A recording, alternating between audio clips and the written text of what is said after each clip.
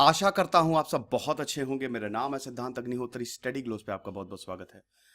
दोस्तों, हर संडे को, रविवार को मैं एक स्पेशल लेक्चर लूंगा और आप मुझे कमेंट बॉक्स में बताइए कि अगले संडे को आप कौन सा स्पेशल लेक्चर चाहते हैं। आज मैं भारत का पूरा इतिहास, वैसे बता दूं कि मैंने कम से कम 300 से 400 लेक्चर्स लिए हैं इंडिया की हिस्ट्री पे, अलग अलग हैं। चैनल पे जाइए, प्लेलिस्ट खोल लीजिए, आपको मिल जाएगा। लेकिन इस 1 1 2 घंटे, पता नहीं कितनी देर का ये वीडियो हो, मैं भारत का पूरा इतिहास आपको समझा दूंगा। अब दोस्तों, आपको एक चीज समझनी है कि यहां पे हम डिटेल में जाएंगे, लेकिन उतना नहीं, क्योंकि अगर हम पूरा इतिहास, भारत का इतिहास दुनिया का सबसे कॉम्प्लेक्स इतिहास है, क्योंकि उसमें लेयर दर बहुत सारी चीजें हैं। तो मैं आपको भारत का पूरा इतिहास बताऊंगा, एक ओवरव्यू टाइप का, और डिटेल में भी हम जाएंगे। लेकिन यह मैं आपको गारंटी देता हूं कि इसके बाद आप ये नहीं बोलेंगे कि इंडिया के बारे में हमको कुछ नहीं पता। सब कुछ पता चल जाएगा। तो शुरू से आखिरी तक आपको वीडियो देखना है और कमेंट बॉक्स में बताइए कि अगले संडे मैं कौन सा लेक्चर कवर करूं। चैनल को सब्सक्राइब करो यार, मैं फुल टाइम स्टडी ग्लोस पे आ गया हूं। अच्छा है, ग्रो हो रहा है, लेकिन हमारा टारगेट है जून तक 1 मिलियन। तो वो आप की ही आप अगर सपोर्ट करेंगे तभी हो सकता है। तो जितना हो सके लेक्चर्स को शेयर करो, सब्सक्राइब करो, इंस्टा पे मुझे फॉलो करो। यहाँ पे सारी अपडेट्स मैं डालता रहता हूँ। अगर आपको स्टडी ग्लोस ज्वाइन करना, भी वेबसाइट पे काम चल रहा है, लेकिन तब तक आप यहाँ पे मुझसे बात कर सकते हैं। मंडे से, यानी कि कल से, मैं इंस्टा की सारी क्वेरीज का जवाब दूंगा, उसकी भी अपडेट मैं डाल दूंगा। और जब तक हमारी वेबसाइट रेडी नहीं होती, तब तक लेक्चर की पीडीएफ जो है वो आपको स्टडी ग्लोस से मिल जाएगी। देखिए, जितने भी इमेज और मैप मैंने यूज किए हैं, विकिपीडिया और मैप्स ऑफ इंडिया के मैप बेहतरीन होते हैं, सबसे बेहतरीन साइट है वो। तो मैप्स ऑफ इंडिया और विकिपीडिया के जो सोर्स है, इमेज की सोर्स है, वो वहीं से ही लिया है, और एक एंशिएंट इंसाइक्लोपीडिया। तो पहले हम बात करते हैं दोस्तों एंशिएंट हिस्ट्री की। देखिए, एंशिएंट हिस्ट्री, धरती को 13.5 अरब साल पहले बिग बैंग हुआ।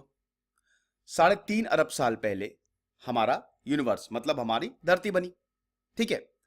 और भारत जो है, भारत कह रहा हूं, आदमी जो है वो लगभग 22 लाख साल पहले यहां पे प्रकट हुए। भारत में 22 लाख साल पहले जब अफ्रीका से निकले, तो भारत में पहले सोन रिवर वैली पे सेटल हुए, फिर नर्मदा वैली पे सेटल हुए। ये एंशिएंट हिस्ट्री है। जब भी हम हिस्ट्री पढ़ते हैं तो हिस्ट्री को हम दो में डिवाइड करते हैं। एक है आपका पालियोलिथिक, एक है आपका नियोलिथिक। लोगों को लगता है कि मॉडर्न हिस्ट्री इतिहास है, कुछ नहीं। मॉडर्न हिस्ट्री खाली 2 से 3% है। असली इतिहास तो एंशिएंट हिस्ट्री है। हम 2000 साल का इतिहास पढ़ते हैं, बल्कि लाखों सालों का इतिहास, करोड़ों सालों का इतिहास तो बाकी है। तो एंशिएंट हिस्ट्री बहुत इंपॉर्टेंट है। लेकिन एंशिएंट हिस्ट्री अक्सर बोरिंग लगती है, लेकिन हमें ना आसान बनाएंगे। एंशिएंट हिस्ट्री मैंने पूरी कवर की है। तो पालियोलिथिक होता है, पालियो मतलब क्या? ओल्ड, लिथिक मतलब स्टोन। तो पालियोलिथिक एज मतलब ओल्ड स्टोन एज। ठीक है। अब पालियोलिथिक को भी हम 3 में डिवाइड करते हैं। दूसरा आता है आपका नियोलिथिक। नियो मतलब न्यू, लिथिक मतलब स्टोन, तो न्यू स्टोन एज। ये आपका लगभग 10,000 बीसी के अराउंड शुरू हुआ, यानी कि आज से 3,000 साल पहले। नियोलिथिक हम इसको इसलिए कहते हैं क्योंकि दोस्तों पहले हम हंटर गैदरर्स थे। भारत में भी जो लोग आए वो माइग्रेटर्स थे, इधर से उधर माइग्रेट करते थे। हंटर गैदरर्स थे, जानवरों का शिकार करते थे और उनको गैदर करते थे, बड़े जानवरों का नहीं, छोटे जानवरों का। लेकिन फिर उनका दिमाग डेवलप हुआ। हम जो हैं डेवलप होने लगे, हमारा दिमाग डेवलप होने लगा। और उसके बाद हमको पता चला कि टूल्स कैसे बनाए जाते हैं शिकार करने के लिए। उसके बाद हमको यह भी पता चला कि खेती कैसे की जाती है, नियोलिथिक रेवोल्यूशन। और जैसे ही पता चला कि खेती कैसे की जाती है, इसको नियोलिथिक रेवोल्यूशन बोलते हैं। 10,000 बीसी जो सबसे बड़ा इवेंट इतिहास का माना जाता है, क्योंकि दोस्तों वहीं से ही आयरन आया। और जब आयरन एज में हम प्रवेश करेंगे, पूरी दुनिया का कबाड़ा हो गया है इस लोहे की वजह से। हर चीज में लोहा लगता है। और जब ये लोहा डिस्कवर हुआ, जब ये रिसोर्सेज डिस्कवर होना शुरू हुए, तो साम्राज्य उदय हुए। और फिर जब साम्राज्य उदय हुए तो खेल खत्म, लोगों के राइट छीन लिए गए। पहले ऐसा नहीं था। अब जितना पहले जाएंगे आपको इक्वल सोसाइटी मिलेगी। तो भारत में 3300 तक, तो मतलब जो आज इंडियन सब कॉन्टिनेंट है, तो 3300 बीसी मतलब आज से 5,000 साल पहले तक तो यही था। फिर सिंधु नदी सभ्यता, सिंधु नदी मतलब सिंधु घाटी सभ्यता, सिंधु नदी के पास लोग सेटल होना शुरू हुए। और जब 10,000 साल पहले यह पता लगा कि अरे बाप रे, हम तो खेती कर सकते हैं, तो पहली सिविलाइजेशन डेवलप हुई। शुरुआत में 4 सिविलाइजेशन बनी है। ओल्डेस्ट है मेसोपोटामियन, आज का इराक, पर्शिया, ये बस सब उसी सिविलाइजेशन में आता है जो मिडिल ईस्ट में थी। फिर आपका इजिप्शियन सिविलाइजेशन जो कि आपका अफ्रीका में होगा, चाइनीज सिविलाइजेशन और इंडस वैली सिविलाइजेशन, ये सब सेम ही टाइम पे उदय हुई। 3300 बीसी के आसपास ही सबका उदय हुआ। और सब में आपको एक चीज कॉमन मिलेगी, ये सब नदी के पास। तो इंडस वैली सिविलाइजेशन भी जब लोगों को पता चला कि खेती कैसे करनी है, तो लोग यहां पे सेटल होना शुरू हुए। और ध्यान दीजिएगा, इसको फर्स्ट अर्बनाइजेशन बोलते हैं, शहरीकरण। अर्बनाइजेशन पे मैंने 30 लेक्चर लिए ना, हिस्ट्री के ऑप्शनल मैंने चैनल पे पूरे फ्री कोर्स हैं, आप देख लीजिएगा। तो ये पहला शहरीकरण था। अब बोलेंगे सर शहरीकरण, ब्रॉन्ज एज सिविलाइजेशन है ये, ब्रॉन्ज एज सिविलाइजेशन है ये, और शहरीकरण शुरू हुआ। और जब शहरीकरण शुरू हुआ भैया, इंडस सिंधु घाटी सभ्यता में ना जो शहरों का डेवलपमेंट था, मोहनजोदारो हो गया, कालीबंगन हो गया, लोथाल हो गया, धोलावेरा हो गया, ये सब जो शहर डेवलप हुए ना, बहुत एकदम आगे।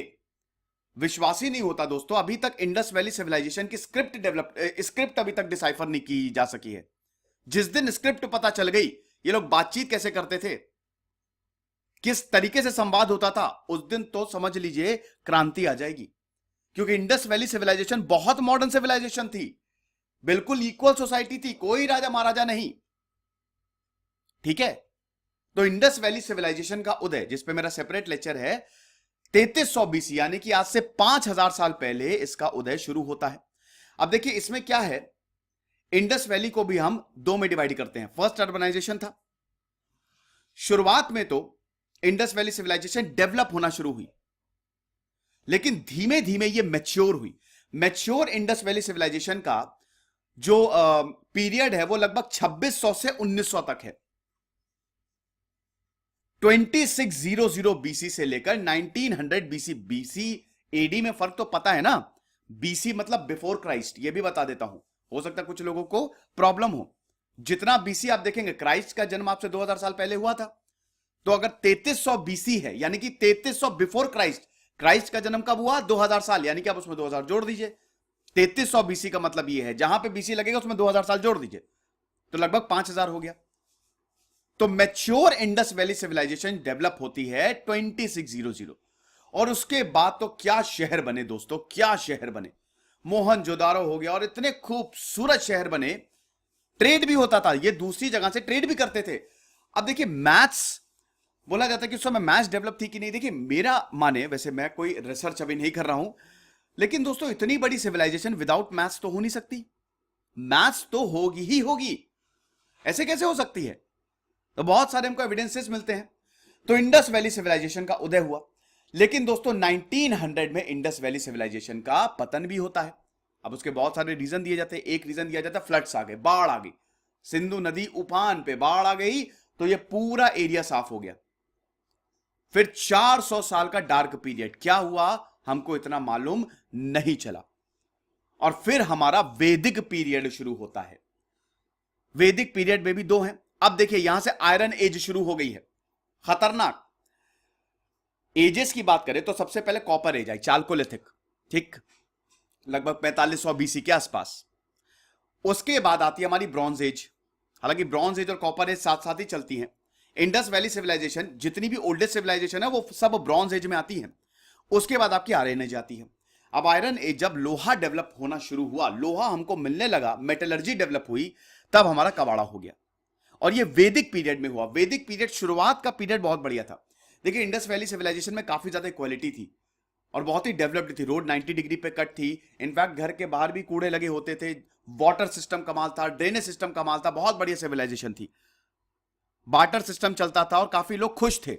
घर भी बहुत खूबसूरत होते थे।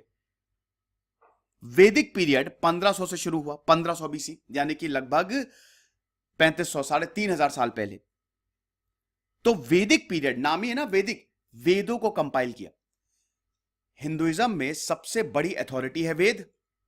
सबसे पुराना है ऋग्वेद, फिर सामवेद, अथर्ववेद, यजुर्वेद, अथर्ववेद। ये 4 वेद जिसने पढ़ लिए उसको मोक्ष की प्राप्ति होगी, ऐसा बोला जाता है। तो वैदिक कल्चर शुरू हुआ। मैं आर्यन इन्वेजन थ्योरी नहीं बताऊंगा क्योंकि मैं उसमें इतना बिलीव नहीं करता, हालांकि वो इंपॉर्टेंट है। आर्यन इन्वेजन थ्योरी पे मेरा सेपरेट लेक्चर है, आप देखिएगा। तो वैदिक कल्चर वेदास में डिफाइंड थे। अब वेदों से हम बहुत सोर्सेज उठाते हैं। वेद जो है ना, उसमें श्लोक लिखे हुए हैं, मंत्र लिखे हुए हैं। अब उसमें बहुत सारे रीजन्स की हमको जानकारी मिलती है कि अच्छा एक मगध रीजन होगा, अच्छा गाय की बहुत ज्यादा पूजा की जाती है, ये भगवान है। वेदों से अथॉरिटी हमको बहुत ज्यादा मिलती है। संस्कृत टेक्स्ट है। संस्कृत की सबसे बड़ी बात यह है कि आप पूरे एक पेज को एक लाइन में कंसाइज कर सकते हो, इसीलिए संस्कृत बहुत जबरदस्त लैंग्वेज है। जब आप श्लोक को पढ़ते हैं तो संस्कृत के श्लोक होते हैं खाली 2 लाइन के, लेकिन उसका इंटरप्रिटेशन 6, 7, 8 पेज का हो जाएगा। तो वैदिक पीरियड, पहले वैदिक पीरियड, लेटर वैदिक पीरियड। लेटर वैदिक पीरियड दोस्तों बाद में शुरू होता है, लगभग 1000 बीसी के आसपास। लेटर वैदिक पीरियड में कब आड़ा हुआ है, कैसे हुआ है? कास्ट को डिफाइन कर दिया कि सबसे ऊपर वाले ब्राह्मण, सेकंड क्षत्रिय, थर्ड वैश्य, फोर्थ शूद्र। लेटर वैदिक पीरियड में कबाड़ा हो गया। इससे पहले इक्वल सोसाइटी थी, यानी कि 1000 बीसी तक हमारी सोसाइटी बिल्कुल इक्वल थी। तो अब हम चाल को लेते, कॉपर एज से आयरन एज में जा रहे हैं, लोहा मिलना हमको शुरू हुआ है। और अब एग्रीकल्चर का ध्यान दीजिएगा, पैरेलली एग्रीकल्चर का भी एक्सपेंशन शुरू हुआ है। और दोस्तों आप देखिए मैप में, देखिए ये कुरु हो गया, मत्स्य हो गया, अरे सॉरी, कुरु, मत्स्य, पांचाल, ये सारे अब रीजन्स उभर रहे हैं। हालांकि देखिए अभी भी जो पूरा सिविलाइजेशन है ना, मतलब ये जो पूरा पीरियड चल रहा है, ये अभी भी नदी के ही इर्द गिर्द है, लेकिन अब रीजन्स डेवलप होना शुरू हो रहे हैं। पंजाब रीजन और अपर गैंजेटिक प्लेन जो आपको दिख रहा है सामने, ये बड़ा इंपॉर्टेंट था। ओके, फिर जनपद आता है, जनपद का उदय होता है। और ये सब आपको जनपद, जन लोग, पद मतलब पैर, जहां लोगों ने पैर रखे वो हो गया जनपद। भाई जन जो है, आपको पता है फैमिली पे बहुत ज्यादा इंपॉर्टेंस दिया जाता था वेदों में। अगर आप बात करते हैं एंशिएंट हिस्ट्री की, तो जन बहुत ज्यादा इंपॉर्टेंट रहते थे। और एक ट्राइब का मतलब बेसिकली सब ये ट्राइबल सोसाइटी थी, एक लीडर होता था। तो हम ये देखते हैं कि यहां पे जो आयरन एज का सेकेंड फेज था भारत में, वो जनपद से डिफाइन होता है। और अब यहां पे किंगडम्स बनना शुरू हुए, कुरु, पांचाल, कौसाला, विदेहा, आप देख सकते हैं मैप में, ये सारे किंगडम बने। आगे बढ़ते हैं, जनपद, फिर महाजनपद, 16 पावरफुल किंगडम उभरे। आप देख सकते हैं कुरु, मत्स्य, अवंती, पांचाल, सूरसेन, वत्स, कोसाला, मल्ल, 16 पावरफुल किंगडम है। महाजनपद ये अलग किंगडम है, ये ओलिगार्कीज रिपब्लिक्स थी। कुछ लोग जो हैं 16 किंगडम्स के 16 राजा, 600 बीसी से लेकर 300 बीसीई तक ये किंगडम फ्लरिश हुए। तो आप देख सकते हैं कि कैसे भारत की हिस्ट्री बढ़ती जा रही है। ध्यान दीजिएगा, इधर पैरेलली में वेस्ट में पर्शियन एम्पायर आ रहा है, अलेक्जेंडर का उदय हो रहा है, और इधर हमारे महाजनपद बन रहे हैं। ओके, तो ये पूरा ये नॉर्थ एरिया और नॉर्थ ईस्ट एरिया, मतलब इधर आप अगर जाएंगे बंगाल साइड तक, तो ये पूरा स्ट्रेच होता है, जिनको कहते हैं महाजनपद रिपब्लिक, 16 रिपब्लिक। और इनको शुरुआत के रिपब्लिक्स को गण संघ बोला जाता था, जैसे शाक्यास, मल्लास, लिच्छवीस, इनको गण संघ बोला जाता था। ठीक है, ये चीज वक्त आगे बढ़ा। इसी दौरान दोस्तों आपको बता दूं कि कॉइन्स भी, पंच्ड मार्क्ड कॉइन्स जो हैं वो डेवलप होना शुरू हुए। फिर ब्रह्मी खरोष्टी स्क्रिप्ट जो है वो भी डेवलप होना शुरू, अब स्क्रिप्ट डेवलप होना शुरू हो गई थी। इंडस वैली सिविलाइजेशन में हमको स्क्रिप्ट नहीं पता है ना। जैसे भैया हमारा जो देवनागरी स्क्रिप्ट है, जो हिंदी एक स्क्रिप्ट होती है ना, तभी तो आप लैंग्वेज को पढ़ सकते हो। अब ये तो महाजनपद की बात हो गई। अब धर्मों की शुरुआत होती है। पहले देखिए लेटर वैदिक पीरियड में ब्राह्मणिज्म बहुत ज्यादा उसका दबदबा था। ब्राह्मणिज्म, क्षत्रिय, ये सब। ब्राह्मण कौन होते थे? जो हर किसी को वेद पढ़ाते थे, उपनिषद पढ़ाते थे।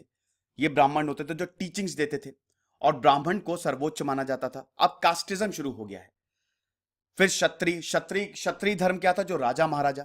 फिर वैश्य जो बिजनेस, और शूद्र सबसे नीचे। शूद्रों के साथ बहुत खराब व्यवहार किया जाता था। लेकिन अब उदय होता है दो बहुत बड़े धर्मों का, जैनिज्म और बुद्धिज्म। और ध्यान दीजिएगा, अभी तक मतलब इस्लाम का भी कोई नामो निशान नहीं है।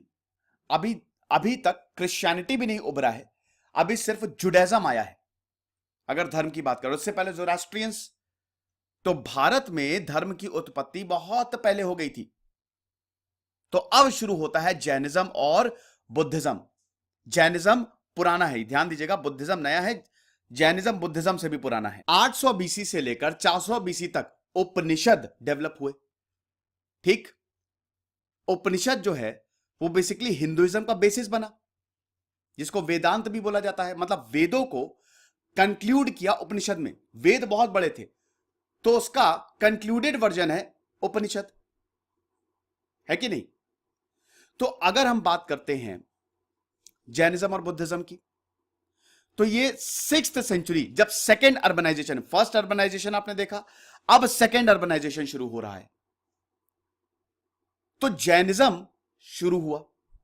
महावीर 549 से लेकर 477 बीसीई तक महावीर है जिन्होंने जैनिज्म को फैलाया। कौन से तीर्थंकर थे? महावीर। चलो मुझे कमेंट बॉक्स में बताओ। जैनिज्म फैला, और जैनिज्म के फाउंडर कौन थे ये भी कमेंट बॉक्स में बताओ। गौतम बुद्ध है। बुद्धिज्म, तो देखिए गौतम बुद्ध की तो कहानी शानदार है। गौतम बुद्ध भी 563 से 483 तक थे। गौतम बुद्ध जो हैं उनका जन्म एक राज परिवार में हुआ था। गौतम बुद्ध के बारे में पहले ही बोल दिया था कि ये लड़का, आप कुछ भी कर लो, ये बनेगा तो संत, आप इसको जकड़ नहीं सकते। तो उनके पिताजी ने बहुत कोशिश की कि बुद्ध को पता ही ना चले। बुद्ध को यह तक नहीं पता था, 20-25 सालों तक तो बुद्ध को यह तक नहीं पता था कि इंसान बूढ़ा होता है, मृत्यु नाम की कोई ऐसी कोई चीज भी है।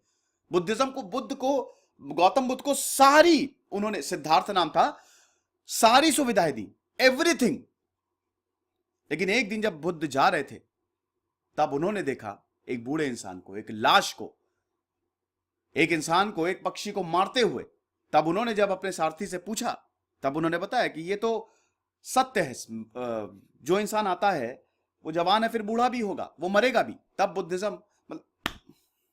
तब गौतम बुद्ध एकदम परेशानी में डूब गए, और उसके बाद वो सच की खोज में निकल पड़े, और फिर उन्होंने तपस्या की। उनको गुरु मिले, उद्रक, रामपुत्र, अलारा, कलामा, ये सब इनके गुरु थे, लेकिन कोई ठोस आंसर नहीं मिला। और फाइनली ठोस आंसर विदिन मिला, और फिर बुद्धिज्म की स्थापना हुई। और जब बुद्धिज्म आए दोस्तों, ये गेम चेंजर रहा, क्योंकि दोस्तों बहुत सारे राजाओं ने, जैनिज्म तो था ही, लेकिन जैनिज्म को कड़ी टक्कर थी बुद्धिज्म। हालांकि हम आपके किसी को कंपेयर नहीं कर रहे हैं, लेकिन बुद्धिज्म पूरी दुनिया में फैल गया, क्योंकि बहुत सारे राजा महाराजा ने, इंक्लूडिंग अशोक, उन्होंने बुद्धिज्म अपना लिया। और जब उन्होंने बुद्धिज्म अपनाया, जिन राजा ने बुद्धिज्म अपनाया, उसको पूरी दुनिया में फैला दिया। आज साउथ ईस्ट एशिया, या छोड़िए आप, जहां पे भी आप बुद्धिज्म देख रहे हैं ना, वो भारत की ही देन है भैया। निकला तो नेपाल से ही है ना, बिहार से ही है पूरा का पूरा, तो भारत की ही देन है। भगवान बुद्ध पूरे भारत में भ्रमण किया उन्होंने, और भगवान बुद्ध जो है वो 3 जगह से ज्यादा कहीं नहीं रुकते थे, 2-3 दिन बस। बहुत सारी कहानियां हैं, खैर हम बाद में डिस्कस करेंगे बुद्धिज्म, हमारा वो अभी टॉपिक नहीं है। तो यहां से बुद्धिज्म का उदय होता है। और जब बुद्धिज्म आया, जैनिज्म आया, तो हिंदुइज्म को भी टक्कर मिली, क्योंकि अभी तक वेदों की अथॉरिटी थी, लेकिन अब एक ऐसा धर्म आ गया था जो लोगों को इक्वली ट्रीट करता था। हालांकि बुद्धिज्म भी बाद में महायान, हीनयान में बट गया, वो एक अलग चीज है। महावीर जो थे वो 24वें तीर्थंकर थे। अरे बता दिया मैंने चलो कोई बात नहीं, 24वें तीर्थंकर थे। चलो पहले कौन थे? हाँ, फाउंडर ऑफ जैनिज्म तो चलो आपको बताना ही है, महावीर ने भी यही। बुद्धिज्म और जैनिज्म दोस्तों, ये क्या, देखिए धर्म क्या बोलता है कि ये संसार जो है, मतलब ये डेथ और बर्थ की साइकिल है, बर्थ एंड डेथ की साइकिल है। आप जन्म लेंगे फिर मरेंगे, इस साइकिल को तोड़ के बाहर निकलो, यही बोलता है। तो बुद्धिज्म जैनिज्म फैले। उसके बाद दोस्तों रामायण लिखी गई और महाभारत लिखी गई। इसी दौरान संस्कृत एपिक्स, रामायण और महाभारत भी लिखे गए। हुआ पहले था, लिखे गए। भारत में रामायण और महाभारत का सबसे उच्च, भारत का पूरी दुनिया में सबसे उच्च स्थान है। भगवान राम और महाभारत भगवान कृष्ण। आप अगर पूरी सोसाइटी को देखेंगे तो दो ही है ही है। भगवान राम का पूरा हमारा जो लॉ एंड ऑर्डर है वो भगवान राम के प्रिंसिपल पे तो चलता है। यूपीएससी में जब आप यूपीएससी क्रैक करेंगे तो जस्टिस और पूरा जुडिशरी, एग्जीक्यूटिव, लेजिस्लेटिव, वो सब भगवान राम के प्रिंसिपल पे चलते हैं। बाकी आम इंसान भगवान कृष्ण की तरह जीता है। सोसाइटी ही दो में बटी है, मतलब दो तरीके की है। तो रामायण और महाभारत इसी दौरान लिखे गए। और हिंदुइज्म में आपको पता है ये 4 युग हैं, सतयुग, और चारों युग को गाय से दर्शाया गया है। जब जब गाय का एक पैर जाता जाएगा, एक युग जाता जाएगा। तो सबसे पहले सतयुग, फिर आता है द्वापर युग, फिर आता है त्रेता युग और कलयुग। द्वापर युग में रामायण लिखी गई और त्रेता युग में महाभारत लिखी गई। तो खैर गीता, भागवत गीता, आई होप आप लेसन्स देख रहे होंगे। मैंने भागवत गीता के 3 अध्याय कंप्लीट भी कर दिए हैं। हमारे चैनल पे प्लेलिस्ट बनी हुई है, तो वहां पे जाके देख सकते हैं। ये रहा, आगे बढ़ते हैं। तो अभी तक हमने क्या देखा? इंडस वैली सिविलाइजेशन हो गया, वैदिक पीरियड हो गया, धर्मों को देख लिया, और अब हम देखते हैं अर्ली डायनेस्टी, जिनको मगध डायनेस्टी बोला जाता था। एक्सपेंशन शुरू होता है। मगध, आज का बिहार, सबसे इंपॉर्टेंट, और अनफॉर्चुनेटली आज बिहार सबसे पिछड़ा। बहुत दुख होता है देख के। मगध से ही भारत शुरू हुआ है। महाजनपद में मगध बहुत इंपॉर्टेंट रहा। आज का जो पूरा बिहार है ना, राजगृहा, पाटलियापुत्रा, ये सब, लिच्छवी हो गया, अंग हो गया, ये सब मगध में आते थे और बड़े इंपॉर्टेंट थे। इनफैक्ट रामायण, महाभारत, पुराणों में भी मगध का हमको जिक्र मिलता है। तो शुरुआत की डायनेस्टीज थी। शुरुआत की जो हर्यंका डायनेस्टी थी, भारत में पहली जो प्रॉपर डायनेस्टी आई है वो हर्यंका डायनेस्टी, ठीक है, जिसके राजा थे बिंबिसार। फिर अजातशत्रु ने उनको टेक ओवर किया, है कि नहीं। फिर आता है आपका, मगध के बाद आता है आपका नंद एम्पायर। ओके, अब हम भारत की असली हिस्ट्री के ऊपर आ गए हैं। आज से 2200 साल पहले मौर्यन एम्पायर का उदय हुआ। नंद एम्पायर जो था वो बहुत ही बड़ा एम्पायर था, ठीक है। नंद डायनेस्टी ने, देखिए, हर्यंका डायनेस्टी के बाद है शिशुनाग डायनेस्टी, और शिशुनाग डायनेस्टी के बाद आया नंद। नंद एम्पायर बहुत तेजी से फैला, और नंद एम्पायर पहला था जिसने अपनी बहुत बड़ी आर्मी बना ली। ओके, बहुत एकदम वास्ट आर्मी इन्होंने बनाई। अब जब इन्होंने अपनी वास्ट आर्मी बनाई, इनकी आर्मी में लगभग 2 लाख तो इन्फेंट्री थी, 20,000 कैवलरी थी, 2,000 रथ थे, 3,000 वॉर एलिफेंट्स थे। तो जब इतनी बड़ी आर्मी बनाई तो ये एक्सपैंड करेंगे ही करेंगे। धनानंद आखिरी रूलर थे। महापद्मनंद एक और बहुत बड़े रूलर थे जिन्होंने विस्तार किया। लेकिन दोस्तों, हर डायनेस्टी का फॉल होता है। नंद डायनेस्टी का भी फॉल हुआ। कैसे हुआ? भले ही ये बहुत बहुत बहुत बड़ी डायनेस्टी थी, लेकिन धनानंद जो थे वो एक ऐसे रूलर थे जो बड़े अजीबोगरीब थे। नंद डायनेस्टी में प्रजा खुश नहीं थी, बहुत टैक्सेस। जैसे आपने वो मूवी देखी बाहुबली, बाहुबली में नहीं वो इस तरीके का, वो कैसे वो प्रजा के ऊपर वो अत्याचार करता है, वैसे ही था। अब नंद डायनेस्टी को चुनौती दी किसने? भारत के सबसे बड़े, अभी तक सबसे बड़े विशेषज्ञ, जिन्होंने देशों को जन्म दे दिया, जिनकी आइडियोलॉजी अनफॉर्चुनेटली आज हम नहीं फॉलो कर रहे हैं, लेकिन जो अगर उनकी फिलॉसफी पे चल गया उसको बहुत बड़ी सक्सेस मिलती है। सबसे बड़े ग्रंथ को लिखने वाले, सबसे बड़े शास्त्र को लिखने वाले चाणक्य, जिन्होंने अर्थशास्त्र, चाणक्य नीति को फाउंड किया, बहुत विद्वान। चाणक्य की भरी सभा में नंद ने बेइज्जती की, तो चाणक्य ने बोल दिया, याद रखना, तुम्हारे इस नंद एम्पायर को मैं उखाड़ के फेंक दूंगा। तब उस समय धनानंद ने बोला, अरे पगला गया है ये, मुझे उखाड़ के फेंकेगा? इसकी औकात देखो पहले, मुझे कैसे उखाड़ के फेंक सकता है? मेरे पास इतनी बड़ी आर्मी है। लेकिन चाणक्य ने तो बोल दिया था। चाणक्य फिर वापस जा रहे थे तो उनको दिखा चंद्रगुप्त मौर्य।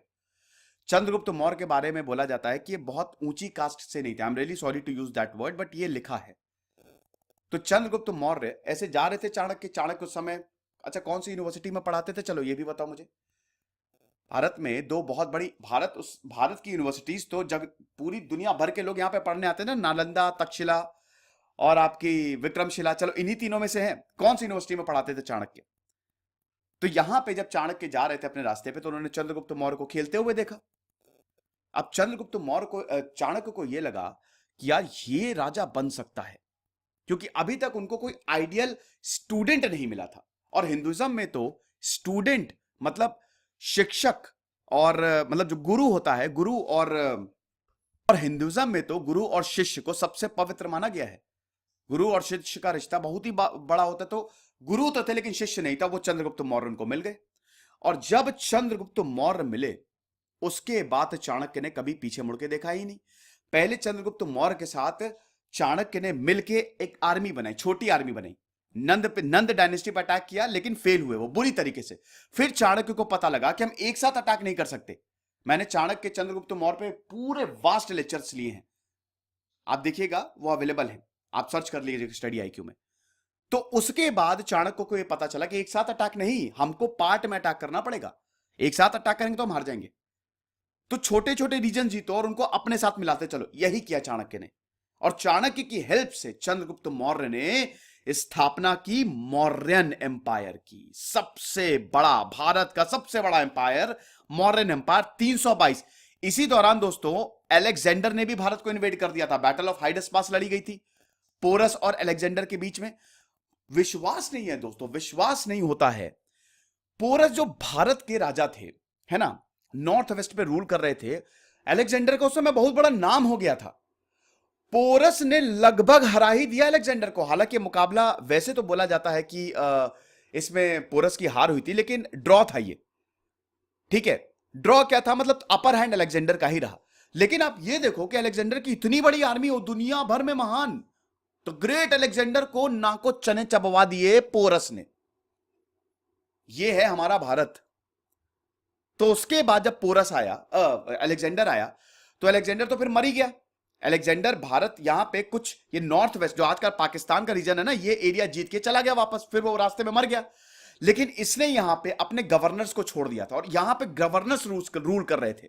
ये देख रहे हैं ना आप, सेल्यूसिड एम्पायर हो गया, ग्रेको बैक्ट्रियंस एम्पायर हो गया, तो ये पैरेलली चल रहा है मौर्यन के साथ, जिसको हेलेनिस्टिक पीरियड बोला जाता है, हेलेनिस्टिक एरा। जो अलेक्जेंडर ग्रीस से आया था, ठीक है। तो इसीलिए ग्रीक इंफ्लुएंस भी भारत में देखने को मिलता है। You will be surprised to know, जब आप ग्रीस और भारत के स्क्रिप्चर्स को कंपेयर करोगे तो बहुत सिमिलैरिटी है, यानी कि डेफिनेटली आदान प्रदान हुआ है नॉलेज का। तो मौर्यन एम्पायर जो है 322 बीसी में स्टैब्लिश हो गया, और ये अब तक का सबसे बड़ा एम्पायर है, क्योंकि दोस्तों मौर्यन एम्पायर अफगानिस्तान तक को जीत लिया था। सबसे पहले चंद्रगुप्त मौर्य है, ये देखिए, ये तो आपका 250 बीसी तक है। 322 बीसी में मौर्यन एम्पायर, चंद्रगुप्त मौर्य राजा बने तो उन्होंने इतना ही रीजन जीता था, ये साउथ का और ये अफगानिस्तान का रीजन उन्होंने इतना नहीं जीता था। उसके बाद आए बिंदुसार, बिंदुसार के बाद आए महान अशोक। अब अशोक की कहानी तो आप सबको पता ही है, पता है कि नहीं। अशोक जो है, बिंदुसार के बहुत सारे बेटे थे, ऐसा बोला जाता है कि इनके 100 बेटे थे। अशोक बड़े कुरूप थे, अशोक को बिंदुसार बिल्कुल भी पसंद नहीं करते थे, और वो नहीं चाहते थे कि अशोक राजा बने। लेकिन किस्मत को कुछ और मंजूर था। ऐसा बोला जाए, यह भी बोला जाता है कि अशोक ने अपने 100 भाइयों को मारा। अब यह सच भी है काफी हद तक, लेकिन जो अशोक के साथ था उनको नहीं मारा। अशोक की बायोग्राफी मैंने रिव्यू किया, आप देखिएगा, 4 लेक्चर्स हैं, पूरा 2 घंटे का सेशन है। तो हम ये देखते हैं कि सम्राट अशोक का जब उदय हुआ 268 बीसी में, सम्राट अशोक ने जब तख्त संभाला, हिला के रख दिया, हिला डाला ना, ऐसा ही हो गया, अफगानिस्तान तक हिला के रख दिया। दोस्तों इसी दौरान क्रिश्चियनिटी का अभी तक उदय नहीं हुआ है। अगर अशोक चाहते तो पूरी दुनिया पे कब्जा कर सकते थे। ये बिल्कुल आप देख लीजिएगा, कुछ एक्सपर्ट्स का ये मानना है, कुछ हिस्टोरियंस कहते थे अगर अशोक चाहते वो यूरोप तक चले जाते, और किसी की औकात नहीं थी कि उनको रोक ले, क्योंकि इतने ताकतवर हो गए थे। लेकिन अशोक ने कलिंग वॉर लड़ा, और कलिंग वॉर 262 बीसी में, जब कलिंग आज का उड़ीसा कलिंग, तो जब ये वॉर हुआ तो इतनी तबाही हुई कि अशोक ने हथियार डाल दिए। ऐसा बोला जाता है कि कीचड़, मतलब इतना ज्यादा खून बहा था कि कीचड़ हो गया था, और वो कीचड़ पता है किसका था, खून और मांस से मिलके बना था। तो अशोक ने सब छोड़ दिया। अशोक ने बोला भैया हमसे ना हो पाई अब। तो अशोक ने बुद्धिज्म अपना लिया, ठीक है। और जब अशोक ने बुद्धिज्म अपनाया तब उन्होंने बोला कि अब विस्तार धर्म के माध्यम से होगा। अब हम फोर्सफुली किसी का विस्तार नहीं करेंगे। अभी तक अशोक ने एक्सपैंड किया बलपूर्वक, लेकिन अब अशोक ने बोला नहीं नहीं, हम अपने धम्म महामत्राज, हम अपने एम्बेसडर्स को भेजेंगे देशों में, वहां पे जाएंगे। अशोक ने अपने बेटे को भी तो श्रीलंका भेजा ना, श्रीलंका को उस समय तमरा पानी बोला जाता था, वहां पे भेजा। तो उस समय अशोक के एम्बेसडर गए, और आज जो बुद्धिज्म आप देख रहे हैं ना, वो अशोक की ही देन है। जहां पे भी, थाईलैंड हो गया, इंडोनेशिया हो गया, श्रीलंका हो गया, वो सब अशोक की वजह से हुआ है। समझ गए? अब अशोक जो है उनका अंत हुआ 232 बीसी के अराउंड। फिर दोस्तों लेटर मॉडर्न्स की बात करें दोस्तों, तो ये कुछ खास कर नहीं पाए। समझ गए? इसी दौरान दोस्तों संगम एज आती है। अब देखिए, अब मौर्य के बाद जो है भारत का इतिहास बट गया। नॉर्थ का अलग इतिहास हो गया, साउथ का अलग इतिहास हो गया। साउथ में संगम पीरियड आया। संगम बहुत इंपॉर्टेंट है तमिल लिटरेचर के लिए। आज अगर हम बात करें, आप देख सकते हैं ना संगम, देखिए यहां पे चोल को, चोलास को याद रखिएगा, अभी हम इसके आगे बात करेंगे इनकी। चोल, चेर, पांड्या, जिनको संगम पीरियड बोला जाता है, तीनों को मिला दीजिए। ठीक है, तो इसमें चेर डायनेस्टी आएगी, चोल डायनेस्टी आएगी और पांड्या। संगम पीरियड में तमिल लिटरेचर लिखे गए, बड़े बड़े लिटरेचर लिखे गए, संस्कृत लिटरेचर लिखे गए, बहुत कुछ हुआ यहां पे। तो ये लिटरेचर पीरियड था।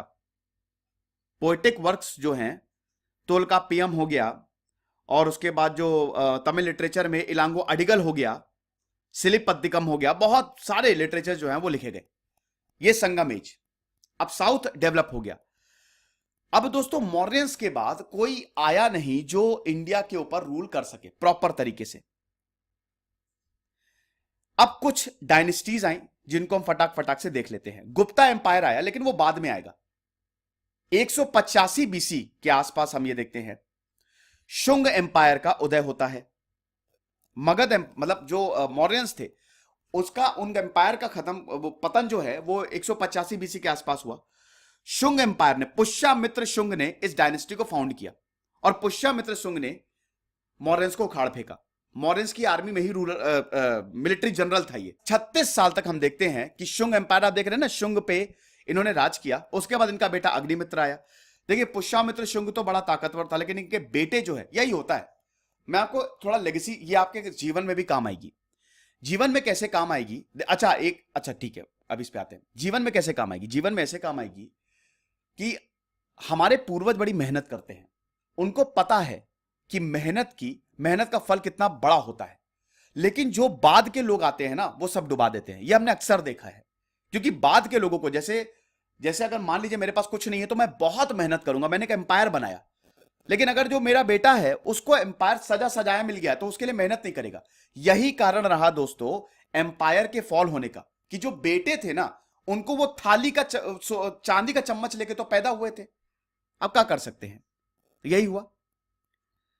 तो उसके बाद हम ये देख रहे हैं शुंग डायनेस्टी है, और शुंग डायनेस्टी में एजुकेशन, फिलॉसफी, बहुत सारी चीजें जो है वो शुंग एम्पायर में मतलब फली फूली।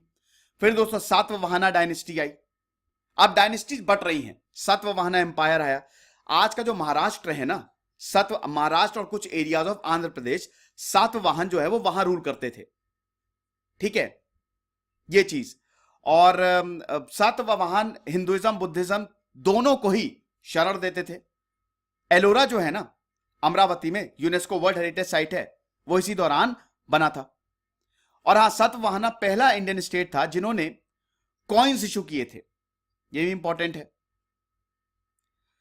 फिर दोस्तों भारत से ट्रेड भी होता था। अब आप देखिए नीचे ट्रेड देखिए यहां पे हो रहा है, शिप से सब कुछ आता था। ये संगम डायनेस्टी है, पांड्या, चोला और चेर, ये संगम डायनेस्टी है। तो केरल में स्पाइस ट्रेड होता था, जो मसाले हैं ना वो केरल से आते थे, और दूर से लोग जो ज्यूज हो गए, ज्यूज के पास पूरा कारोबार जो था उनके हाथों में था, तो यहां पे कोची केरल में आते थे। फिर इसी दौरान फिलॉसफी का, किताबों का भी आदान प्रदान होता था। तो लिटरेरी पीरियड बड़ा इंपॉर्टेंट था। इसी दौरान सिल्क रोड बनाई गई। आज से 2200 साल पहले, 2000 साल पहले सिल्क रोड का उदय हुआ, जो चाइना आज दोबारा रिवाइव करना चाहता है। ठीक है, ये ट्रेड के लिए बहुत ही ज्यादा इंपॉर्टेंट था। सिल्क रोड जो है वो एशिया को यूरोप से जोड़ती थी। भाई ट्रेड हो रहा था ना, तो यहां पे बस फोकस यही था कि ट्रेड जितना हो सके, चलो ठीक है, ये तो मैं बता ही चुका हूं, आसानी से हो।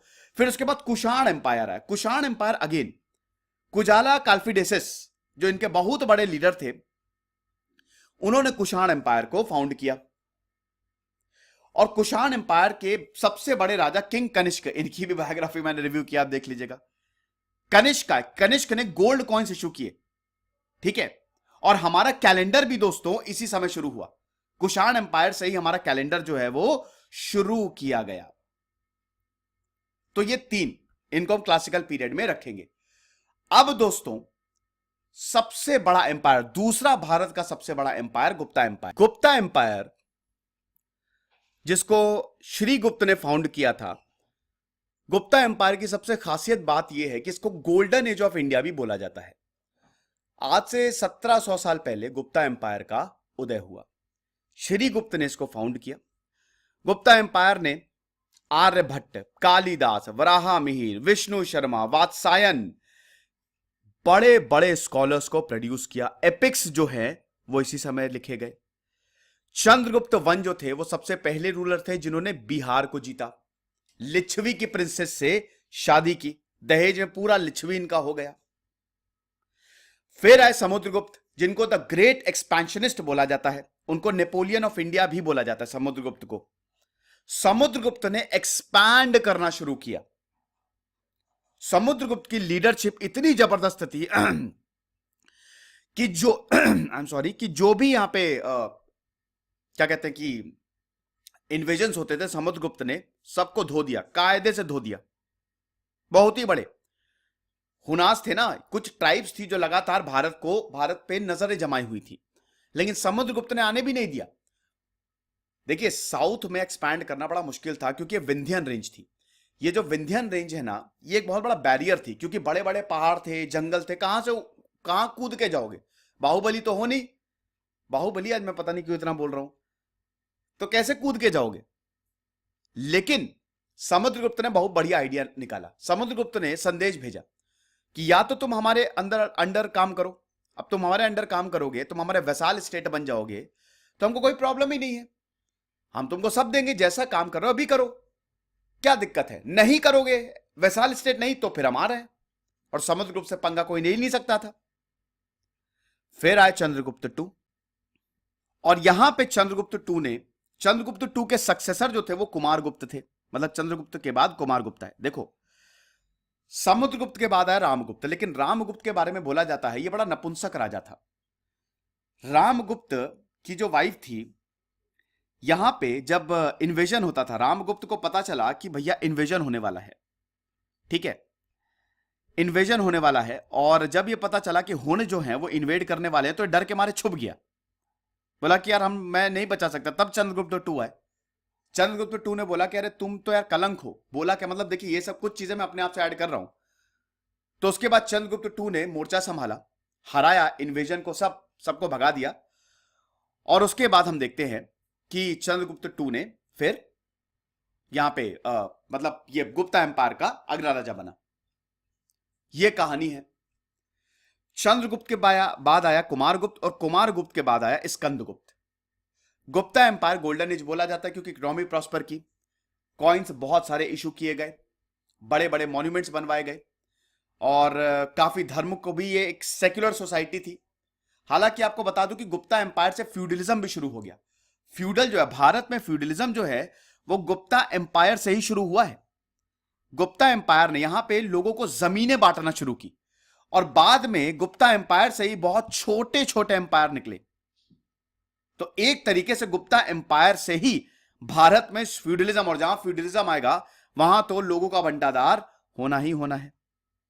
ओके, उसके बाद दोस्तों वाकाटाका एम्पायर आया। वाकाटाका जो है, कुछ छोटे और एम्पायर आए थे गुप्ता के बाद। गुप्ता एम्पायर के बाद थोड़ा एक डार्क पीरियड टाइप का शुरू हो गया था।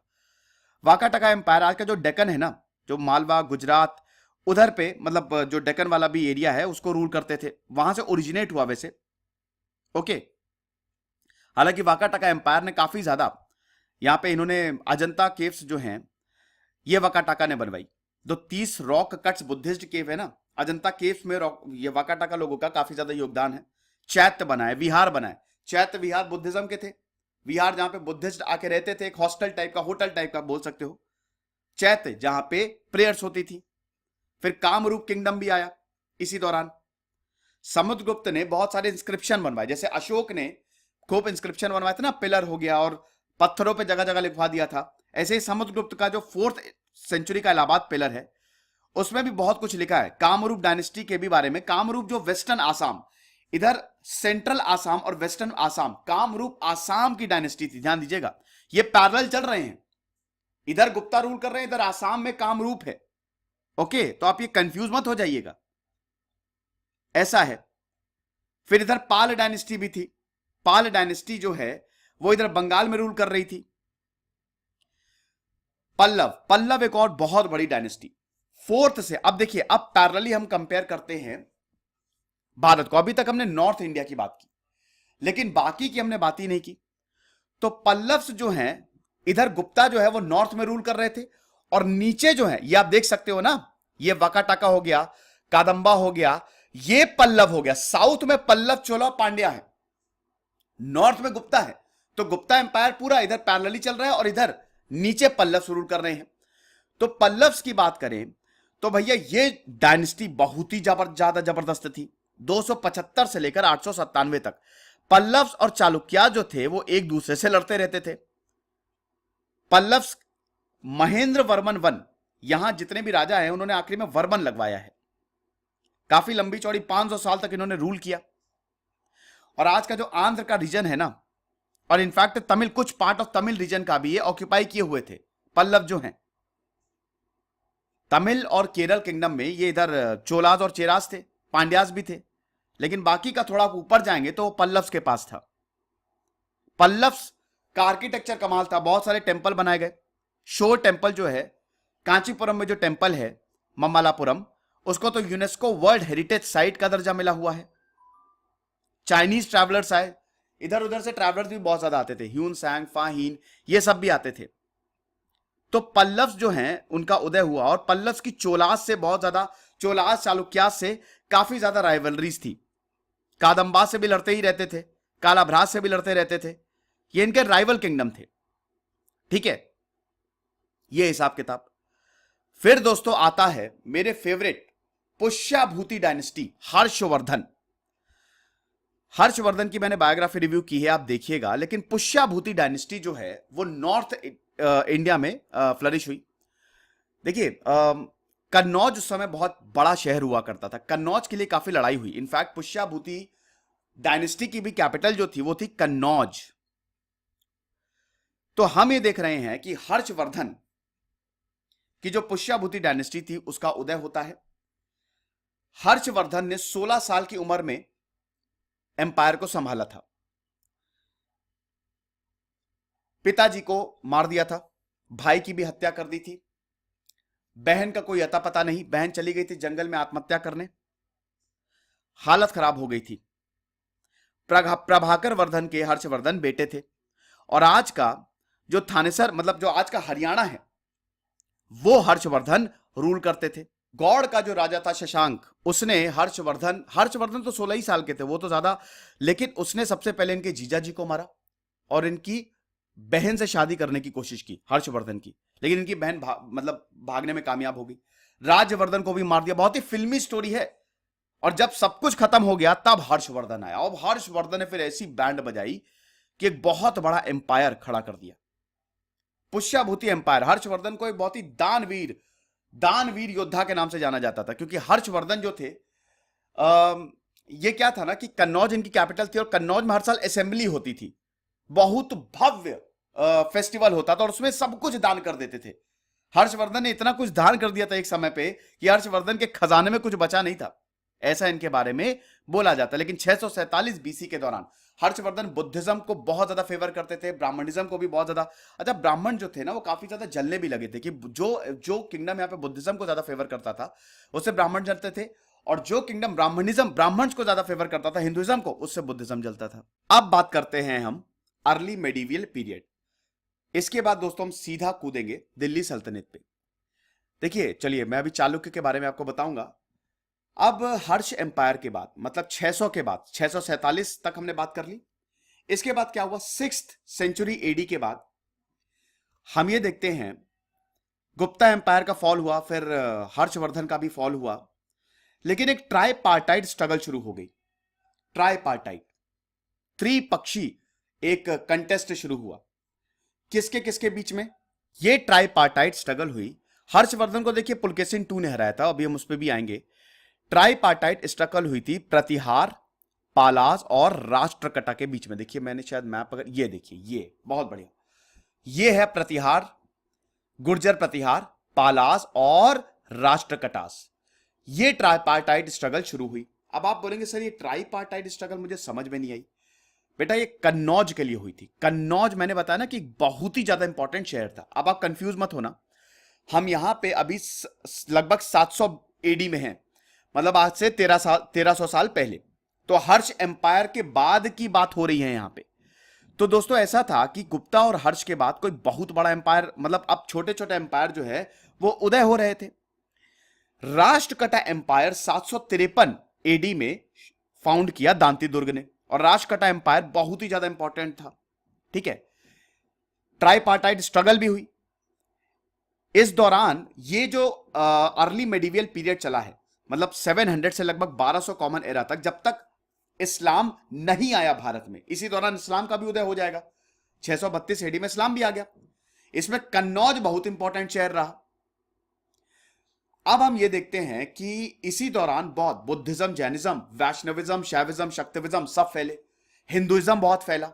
500 सालों में 700 से 1200 तक सारे धर्म फैले। आदि शंकराचार्य आए, उन्होंने अद्वैत वेदांत की फिलॉसफी दी, मठ बने, बहुत कुछ हुआ। और ट्राईपार्टाइट स्ट्रगल भी शुरू होती है, और यहीं से ही राजपूतों का भी उदय हुआ। राजपुताना किंगडम्स डेवलप होना शुरू होंगे। तो एक तरीके से भारत का डिफाइनिंग पीरियड था 700 से लेकर 1200 एडी तक, क्योंकि बहुत कुछ बनवाया गया। ढेर सारे मंदिरों का पीरियड था ये। इतने मंदिर बनाए गए, यू वोंट बिलीव कि पॉपुलेशन भी बहुत ज्यादा थी।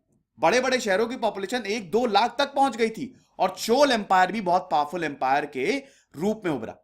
चालुक्य एम्पायर जो है वो 6th सेंचुरी 543 के लगभग इसका उदय होता है। सेंट्रल इंडिया और सदर्न इंडिया आप देख सकते हो ना, ये गुलाबी में, यहां पे रूल किया। इसी दौरान दोस्तों देखिए चालुक्यास जो है ना, चालुक्यास थोड़ा कॉम्प्लिकेटेड है। हालांकि चालुक्यास पे मैंने सेपरेट लेक्चर लिया है, लेकिन चालुक्या डिवाइड हुई है, समझ रहे हो। चालुक्यास और कादम्बी आए, चालुक्यास और बानस्वी आए, मतलब बदामी आए। सबसे पहले चालुक्यास आए, इन्होंने बदामी से रूल करना शुरू किया। बदामी मतलब वटापी से रूल करना शुरू किया। मॉडर्न डे में इसको बदामी बोलते हैं, तो इनको चालुक्यास और बदामी बोला गया। सबसे पहले जो चालुक्यास आए, ठीक है। उसके बाद इनका डिक्लाइन हुआ, और फिर हम देखते हैं ये थोड़ा सा साउथ इंडिया गए, और फिर चालुक्यास और कल्याणी का उदय होता है। मतलब शुरुआत में क्या हुआ कि चालुक्यास ने रूल करना शुरू किया वटापी से, तो इनको चालुक्यास और वटापी बोला जाता था। लेकिन धीमे धीमे प्रॉब्लम शुरू हुई। पुलकेशिन II का उदय। पुलकेशिन II, चालुक्यास और कल्याणी के सबसे इंपॉर्टेंट रूलर थे पुलकेशिन II। पुलकेशिन II जो कि जिन्होंने सीधा हर्षवर्धन को हराया।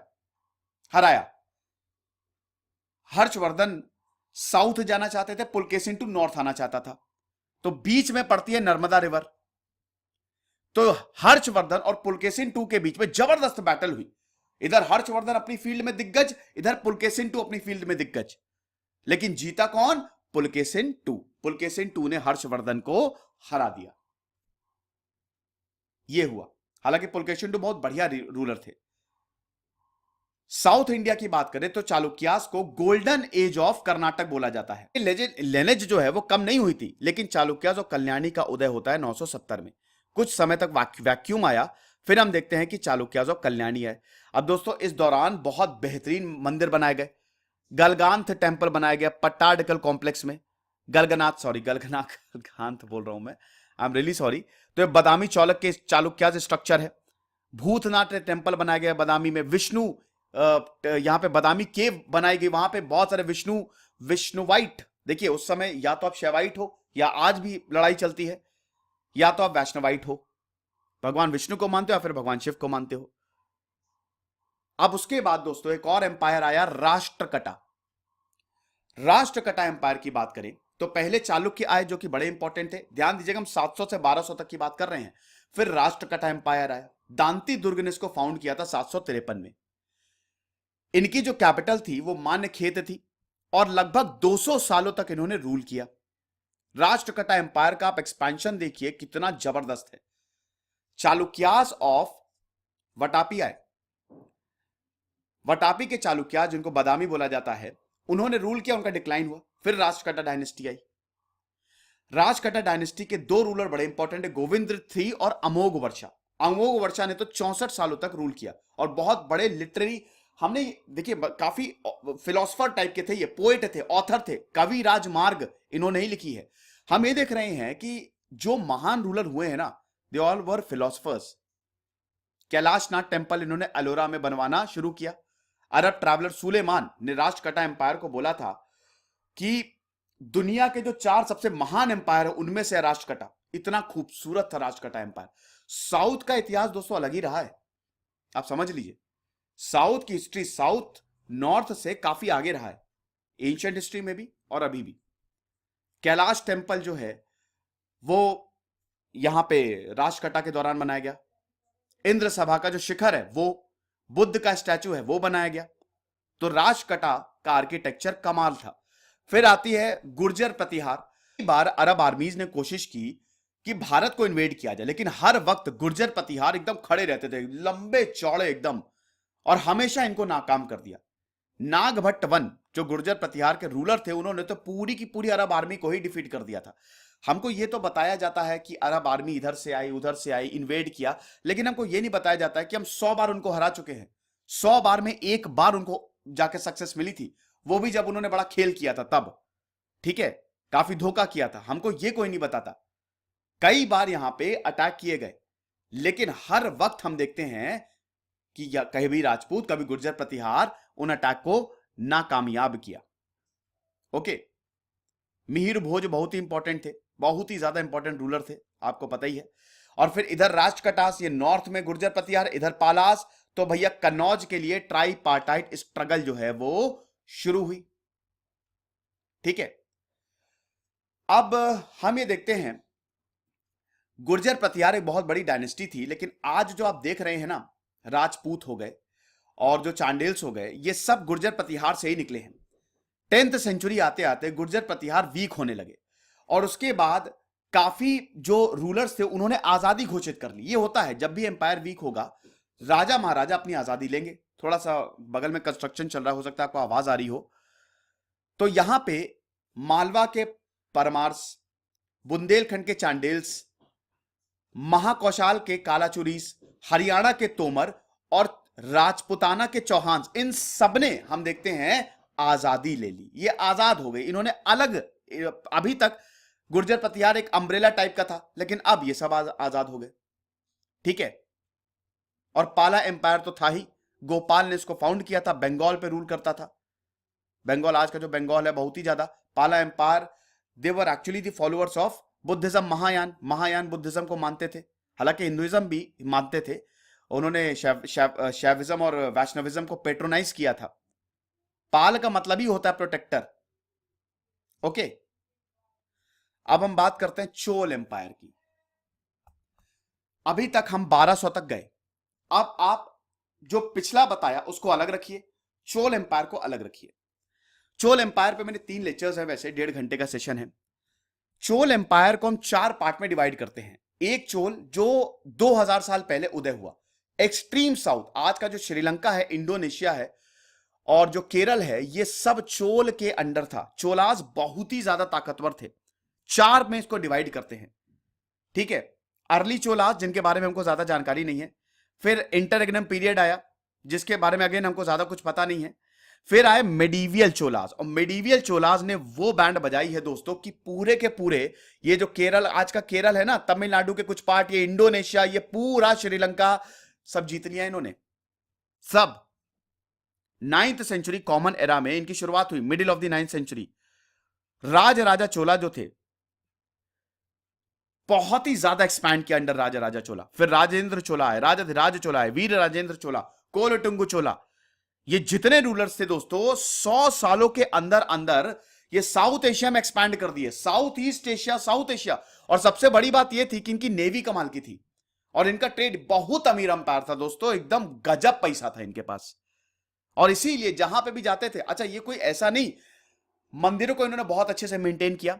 हाँ, हमको कास्टिज्म देखने को मिलता है यहां पे भी, लेकिन मंदिरों में बहुत लैंड ग्रांट्स होते थे। और ऐसा नहीं जहां पे जा रहे हैं वहां पे अत्याचार कर रहे हैं, बदमाशी कर रहे हैं, कुछ नहीं। भारतीय रूलर्स की ये अच्छी बात थी कि जो जहां जाते थे उनको अपना बना लेते थे। ऐसा नहीं था कि बड़ी दिक्कत है। अंडमान निकोबार, लक्षद्वीप सब इनके अंडर था। मलेशिया पेनिनसुला, ये पूरा साउथ ईस्ट एशिया जो आप देख रहे हैं ना, ये आ गया था चोलास, पूरा नहीं लेकिन ज्यादातर। इधर इंडोनेशिया, मलेशिया हो गया, थाईलैंड हो गया, ये सब इनके अंडर दूसरे से। तो अब चोलास का जो डिक्लाइन है वो 12th सेंचुरी के आसपास हो गया। देखिए वैसे तो बहुत बड़ा एम्पायर था, बट वही मैंने बताया ना कि आसपास के एम्पायर से भी दुश्मनी रहती थी। वेस्टर्न चालुक्यास की उसके बाद हम बात करते हैं, फिर उसके बाद हम दिल्ली सल्तनत पे आएंगे। तो वेस्टर्न चालुक्यास की बात करें तो अगेन ये चालुक्या की ही एक ब्रांच थी जो कि बाद में आई। 10th सेंचुरी पे इनका उदय हुआ और 12th सेंचुरी तक इन्होंने रूल किया। अब बहुत सारी और भी डायनेस्टीज थी जो साथ में चल रही थी। होयसाला हो गया, यादवाज हो गया, फिर काकत्याज हो गया, ये सब हम इतना डिस्कस नहीं करेंगे। सब ऑर्डिनेट्स थे वेस्टर्न चालुक्यास के। अब हम बात करते हैं, ये तो 1200 तक मैंने आपको बता दिया कि भारत में कौन कौन रूल किया, रूल कैसा था उनका, क्या क्या उन्होंने जीता। अब बात करते हैं हम दिल्ली सल्तनत की। देखिए मोहम्मद बिन कासिम ने भारत को इन्वेड किया था 712 में। उसके बाद अगले 150 सालों तक किसी की औकात नहीं हुई। फिर हम ये देखते हैं कि महमूद ऑफ गजनी, उसने इन्वेड किया। 11th सेंचुरी की शुरुआत में ये इन्वेजन शुरू हो गए, 1024 तक चले। फिर उसके बाद हम ये देखते हैं कि किसी की औकात नहीं हुई बहुत टाइम तक, क्योंकि कुछ ऐसे रूलर्स थे जिन्होंने उनको रोक के रखा।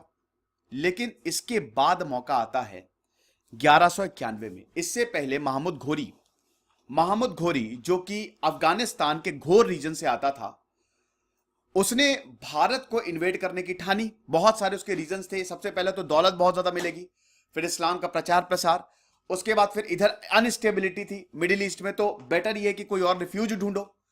महमूद ऑफ गजनी भले ही भारत आया था, लेकिन वो भारत के रूल करने के पर्पज से नहीं आया था। भारत को लूटता था, चला जाता था। लेकिन महमूद ऑफ घोरी ने बोला कि नहीं नहीं, हमको तो कुछ करेंगे। तो पृथ्वीराज चौहान बहुत बहुत बहुत बड़े रूलर थे जो उस समय रूल कर रहे थे नॉर्थ इंडिया पे। अब फर्स्ट बैटल ऑफ तराइन होती है 1191 में। पृथ्वीराज चौहान ने हरा दिया। इससे पहले कई बार महमूद घोरी ने ट्राई किया, लेकिन महमूद घोरी भारत आ नहीं पाया। लेकिन सेकेंड बैटल ऑफ तराइन में दोस्तों अनफॉर्चुनेटली पृथ्वीराज चौहान ही जीतते, लेकिन दोस्तों अनफॉर्चुनेटली महमूद घोरी जीत गया। धोखे से जीता, धोखे से। तो आप समझ लीजिए कि 400-500 बार अटैक किया है यहां पे। अरब फैमिलीज, इधर अरब ट्राइब्स हो गई, और इधर जो अफगानिस्तान के कई बार अटैक, लेकिन उनको सक्सेस नहीं मिलती थी। लेकिन इस बार उनको सक्सेस मिल गई, और जब सक्सेस मिली तब भारत में इन्होंने एंट्री ली। और फिर शुरू होता है दोस्तों स्लेव डायनेस्टी, दिल्ली सल्तनत। दिल्ली को इन्होंने सेंटर बनाया और इन्होंने अपना रूल शुरू किया। पहली डायनेस्टी आई स्लेव डायनेस्टी, मामलूक डायनेस्टी जिसको बोला जाता है, 1206 से लेकर 1290 तक। इस्लामिक इन्वेजन हो गया भारत में। टर्को इंडियन थे, बेसिकली टर्किश थे, और उसके बाद इन्होंने रूल करना शुरू किया। अब सबसे पहली डायनेस्टी आई स्लेव डायनेस्टी। इसका सबसे पहला रूलर था कुतुबुद्दीन ऐबक, 1206 से 1210। 1210 के बाद आया इल्तुतमिश।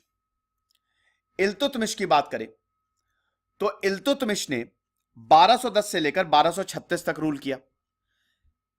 इल्तुतमिश ने एक क्या कहते हैं कि नई चीज कायम कर दी थी, तुर्कान चहलगंज। यहां पे नोबेल्स का ज्यादा रूल कर दिया था इन्होंने। 40 नोबेल्स होते थे। नोबेल्स मतलब आज के ब्यूरोक्रेट्स। नोबेल कल्चर शुरू हो गया कि आप राजा को गाइड करेंगे। इसी दौरान मंगोल इन्वेजन भी हुआ, लेकिन इल्तुतमिश ने, अब लक कह लीजिए क्या कह लीजिए, इल्तुतमिश ने उसको रोक दिया। चंगेज खान भारत की तरफ आया ही नहीं, तो श्रेय एक तरीके से इल्तुतमिश को ही जाएगा। ओके, ये सब हुआ। फिर दोस्तों हम ये देखते हैं कि जब इल्तुतमिश आया, इल्तुतमिश ने मतलब ये पूरा किया तो उसने नोबेल्स बना। अब देखिए एक कंटेस्ट शुरू हो गया, एक समय पे पूरी पावर जो है वो नोबेल्स के पास आ गई। अब जब नोबेल्स के पास पावर, उनके पास पूरी ताकत थी, वो तख्ता वो डिसाइड करते थे कि राजा कौन होगा। इल्तुतमिश ने तुर्काने चहलगंज बनाया, 40 नोबेल्स थे, लेकिन अब नोबेल्स के पास पूरी पावर आई। इल्तुतमिश का खात्मा हुआ। फिर आती है Razia Sultan. Razia Sultan first female ruler थी, लेकिन उनको किसी ने एक्सेप्ट ही नहीं किया क्योंकि वो लेडी थी। फिर उसके बाद मसूद शाह है, चीजें वैसी हुई। फिर नासिरुद्दीन महमूद आया 1246 में, और 1263 तक उसने रूल किया। और उसके बाद आता है बलबन। नासिरुद्दीन महमूद बहुत ही कमजोर रूलर था, जो नोबेल्स कहते थे वो वही करता था। बलबन लेकिन बहुत स्ट्रांग रूलर था। अब देखिए क्या यहां से भारत के इतिहास फिर से बदलेगा। सबसे पहले बलबन ने क्या किया, बलबन ने बड़ा ताकतवर था, एक नोबेली था और सबसे लोएस्ट पोस्ट दी थी। तो बलबन के पास जब ताकत आई, बलबन ने पूरा सत्ता अपने हाथ में ली। सबसे पहले उसने नोबेल्स को मरवाया, सबके सर काट के अलग कर दिए।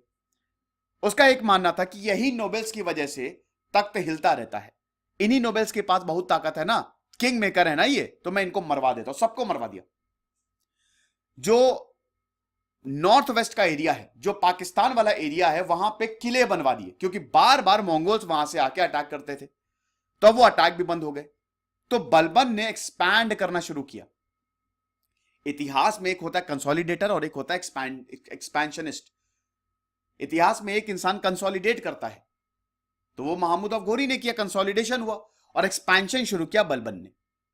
तो आप देख सकते हैं नॉर्थ पूरा, ये क्या कहते हैं कि पूरा भारत नहीं, लेकिन काफी कुछ हम देखते हैं कि बलबन के पास आ गया, मतलब स्लेव डायनेस्टी के पास आ गया।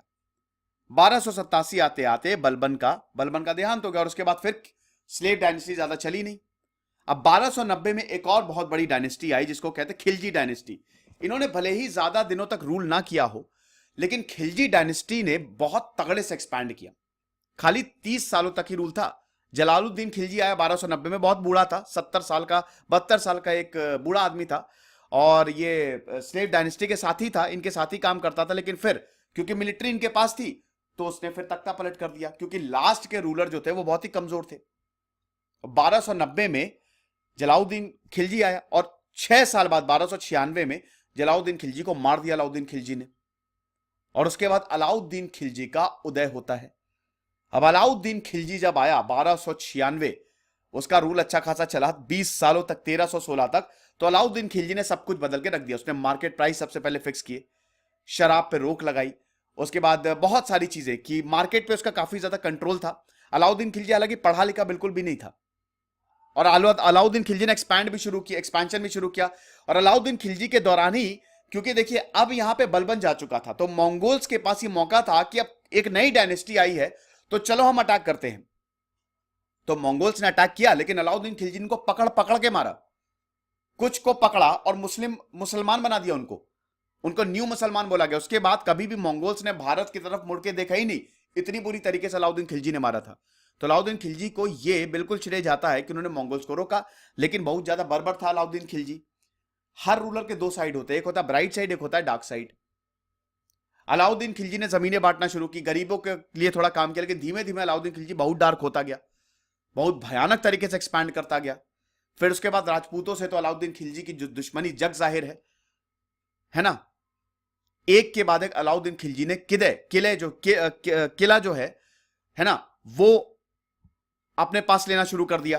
राजस्थान तक चला गया, जिसमें मूवी बनी थी ना पद्मावत, तो किले लेने शुरू कर दिए। लेकिन फिर 1316 आते आते अलाउद्दीन खिलजी का भी अंत हुआ। और उसके बाद फिर अगेन जो लेटर रूलर्स थे खिलजी के, वो इतने अच्छे थे नहीं। 1320 में खिलजी डायनेस्टी का भी पतन होता है। एक और डायनेस्टी की बात मैं यहां पे करना चाहूंगा। इसके बाद आती है तुगलक डायनेस्टी। तुगलक डायनेस्टी की बात करें, ये 1321 से 1398 तक रही। इसमें 3 रूलर मेन है। सबसे पहले तो है मोहम्मद बिन तुगलक, लेकिन वो बाद में आया। घियासुद्दीन तुगलक का सबसे पहले रूल शुरू होता है, लेकिन बहुत ही जल्द, कुछ ही समय बाद घियासुद्दीन तुगलक खत्म, मर गए। उसके बाद आता है मोहम्मद बिन तुगलक। मोहम्मद बिन तुगलक का रूल काफी समय तक 1356 तक चला। मोहम्मद बिन तुगलक हाईली, बहुत ही क्वालिफाइड, पढ़ा लिखा, सबकी नॉलेज, लेकिन उसको वाइज फूल किंग बोला जाता है। मोहम्मद बिन तुगलक की बायोग्राफी मैंने रिव्यू की है। ये जो आप इस्लामिक इन्वेजन देख रहे हैं, जो मैं आपको बता रहा हूं ना, एक एक रूलर की बायोग्राफी मैंने रिव्यू की है। अजीब और गरीब, कभी कैपिटल को देवगिरी शिफ्ट कर दिया। तुगलक ने, आपको ये बता दो कि ये पूरा यहां तक साउथ तक चले गए थे तुगलक। अशोक के बाद तुगलक ही ऐसे थे जिन्होंने लगभग पूरे भारत पे कब्जा कर लिया था। तो ये साउथ तक चले गए थे। तो कभी साउथ में देवगिरी में जाके कैपिटल शिफ्ट कर रहे हैं, कभी करेंसी, कभी टैक्सेशन अजीबो गरीब, कभी करेंसी के नई करेंसी जारी कर रहे हैं। तो मोहम्मद बिन तुगलक भले ही बहुत पढ़ा लिखा था, कहते ना पढ़े लिखे होने से कुछ नहीं होता, आपको समझदार होना चाहिए। मोहम्मद बिन तुगलक इसका सबसे बेहतरीन एग्जाम्पल है। ऐसे उल जलूल डिसीजन लिए कि राजा को बेवकूफ समझा जाने लगा। जनता मस्त थी, जनता मस्त राजा पस्त, ऐसा हिसाब किताब था। फिर आता है फिरोज शाह तुगलक। फिरोज शाह तुगलक के बारे में बोला जाता है कि ठीक ठाक था, ना बहुत ज्यादा ताकतवर, ना बहुत ज्यादा मतलब वैसा। 1387 में, थोड़ा सा मैं भूल गया, 1387 इसी दौरान ही फिरोज शाह तुगलक का भी खत्म हो गया था वो भी। और फिरोज शाह तुगलक अर्ली 1360s में, एग्जैक्ट डेट मुझे नहीं याद है, मेरे पास दोस्तों कोई किताब नहीं है, ठीक है, ये पूरी नॉलेज जो है वो मेरी है, तो थोड़ा सा आप जिसमें मैं बोल दूं आप चेक कर लीजिएगा। 1361 ध्यान नहीं मुझे कि 1356 में फिरोज शाह तुगलक आया था, लेकिन आया वो। तो जब उसने सत्ता, वो भी उसने भी काफी समय तक, लगभग उसने 30 सालों तक रूल किया। लेकिन फिरोज शाह तुगलक के बारे में बोला जाता है कि इसने नए शहर बनाए, नए नए तुगलक डायनेस्टी ने नए नए शहर बनाए। तुगलकाबाद बनाया, फतेहाबाद, फिरोजाबाद, हिसार, ये सारे नए नए अर्बनाइजेशन तुगलक डायनेस्टी में बहुत अच्छे से हुआ। हां, दिल्ली सल्तनत में नए नए शहर बनाए गए, सराय बनाए गए, मदरसे बनाए गए। तो तुगलक डायनेस्टी जो थी, फिरोज शाह तुगलक तो फिरोज शाह तुगलक जो था, काफी शराब पीता था, याश किस्म का थोड़ा सा इसको बोला जाता है, लेकिन एक थोड़ा इंटेलेक्चुअल टाइप भी था ये। तो इसलिए इसने रूल किया, और उसके बाद फिर तुगलक डायनेस्टी का भी एंड हुआ 1398 के करीब। जब 1398 में तुगलक डायनेस्टी का एंड हुआ, तो देखिए 1387 में जैसे फिरोज शाह तुगलक गया, उसके बाद अगेन बहुत ज्यादा अनस्टेबिलिटी। 11 साल तक तुगलक डायनेस्टी संभल ही नहीं पाया, और 11 साल के अंदर अंदर ही, हालांकि 1413 तक होगा, आपको बता दूं लगभग 1413 तक ही चला, लेकिन 1398 तक, 1321 से 1398 तक इनका पीक रूल था। उसके बाद इनका ऐसा डिक्लाइन हुआ, अरे यार, नासिरुद्दीन तो भागा था अपनी जान बचा के। भारत का सबसे खतरनाक इन्वेजन, जब तैमूर ने भारत को इन्वेड किया, दिल्ली को एक समझ लीजिए कि ऐसा कत्लेआम शुरू किया कि क्या बताएं, क्योंकि कोई रूलर था नहीं स्ट्रांग। और 1398 में दिल्ली को इन्वेड कर दिया और लाशें बिछा दी, लाशें, समझ लीजिए। दिल्ली की जो नहर थी, जो दिल्ली की जो पूरा ड्रेनेज सिस्टम था, उस दिल्ली का पानी खून से लाल हो गया था, सर काट के एकदम पिरामिड बना दिए थे। लेकिन उसके बावजूद तैमूर यहां रुका नहीं, क्योंकि तैमूर एक्सपैंड करना चाहता था। फिर लोगों ने इसको हाथों हाथ नहीं लिया, तो तैमूर को पता था कि यहां पे रुकने से कोई फायदा नहीं है जब लोग ही आपका स्वागत ना करें। एक चीज हम भूल जाते हैं, ये इस्लामिक रूलर्स भी, इन्होंने, इनकी एक छवि एक ये बहुत बेकार, इनकी अच्छाई भी है, इन्होंने बहुत, देखिए पब्लिक ने इनको एक्सेप्ट किया तभी तो इन्होंने रूल किया, वरना रूल कैसे करते। पब्लिक इनको हाथों हाथ लिया क्योंकि इन्होंने भी पब्लिक के लिए बहुत कुछ किया। लेकिन उसके बाद जब तुगलक डायनेस्टी का एंड हुआ, फिरोज शाह तुगलक गया और इधर तैमूर ने इन्वेड किया, तो इतनी हालत खराब हो गई। यहां पे जो रूलर था उसने तो पूरे खजाने की चाबी ही दे दी तैमूर को कि भैया जो ले जाना ले जाओ।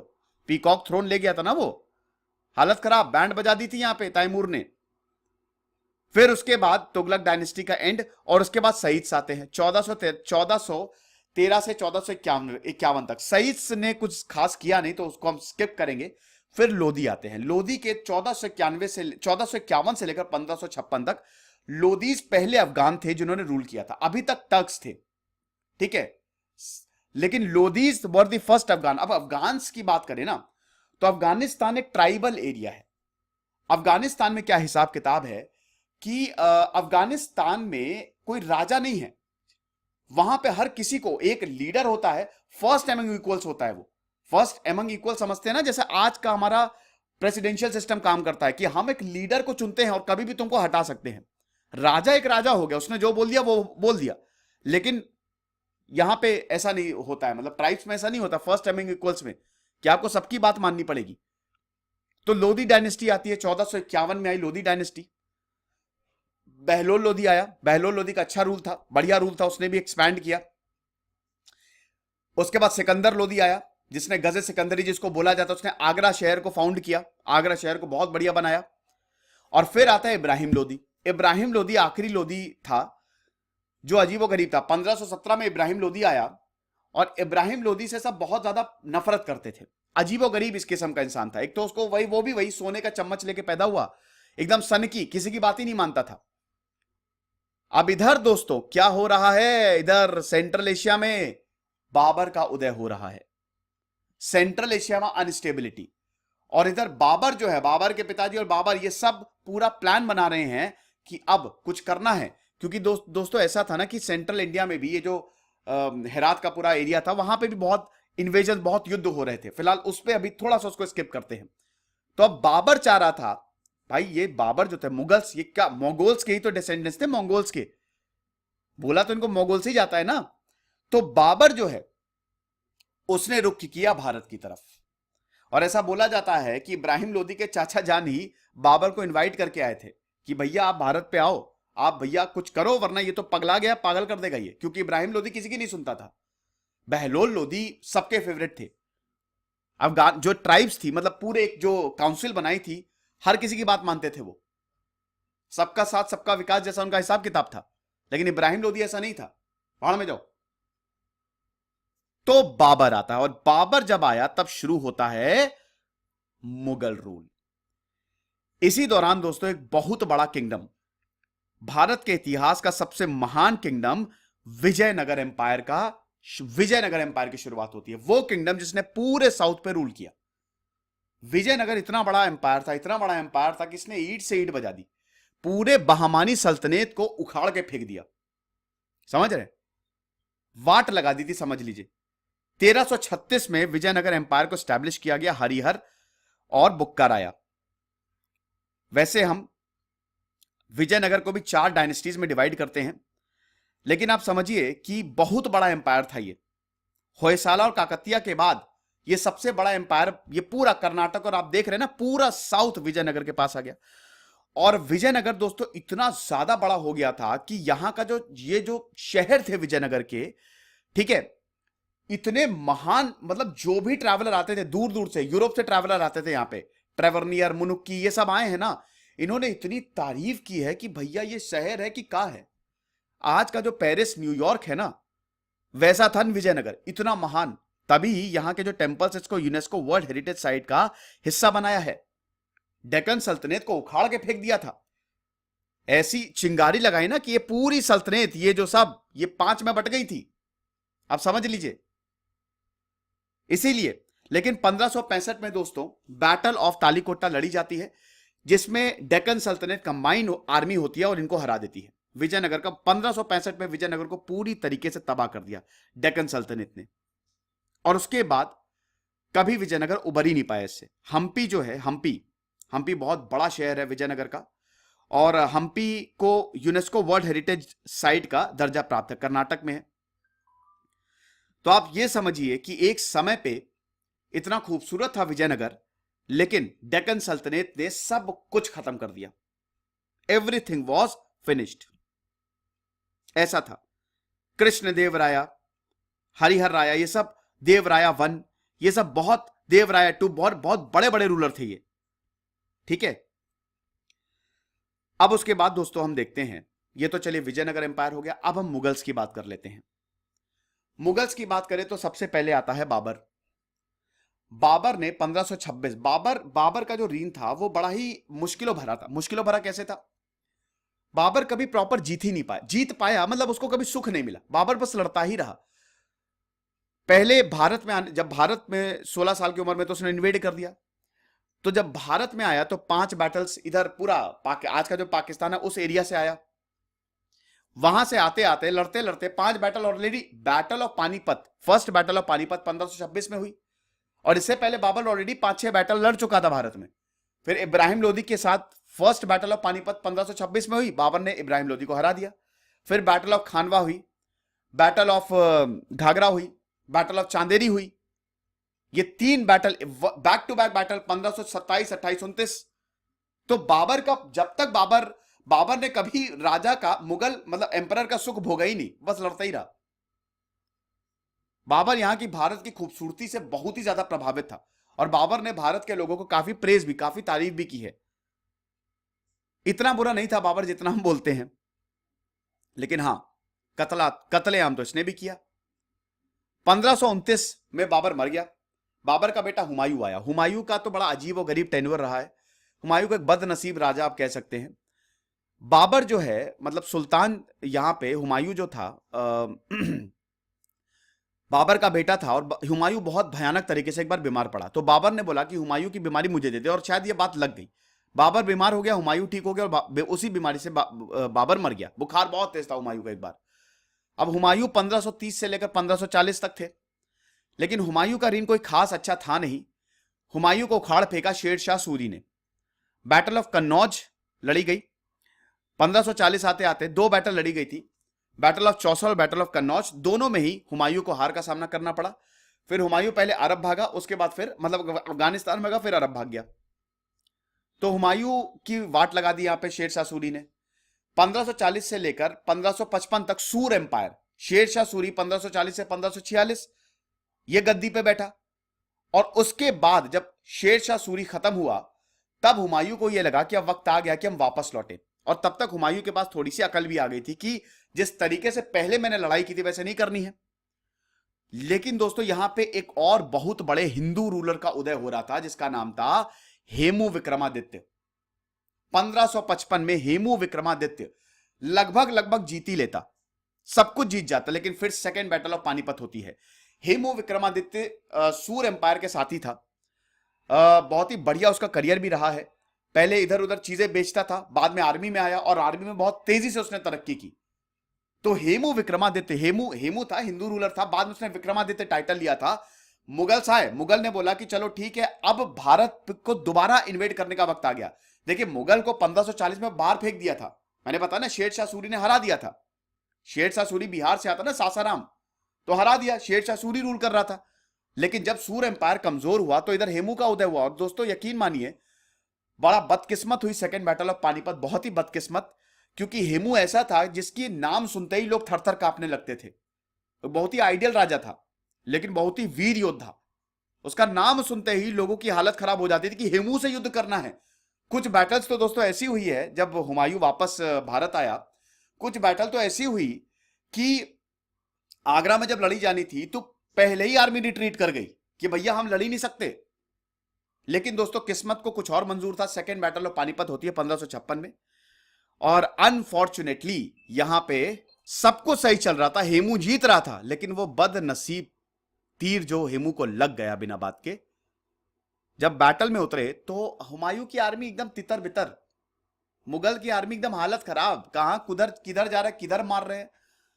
हेमू लगभग जीत ही गया था बैटल को, हेमू का रूल शुरू ही होने वाला था, लेकिन एक तीर आके लगा, बदनसीब तीर, हेमू वहीं गिर गया हाथी से, बस लीडर गया तो खत्म।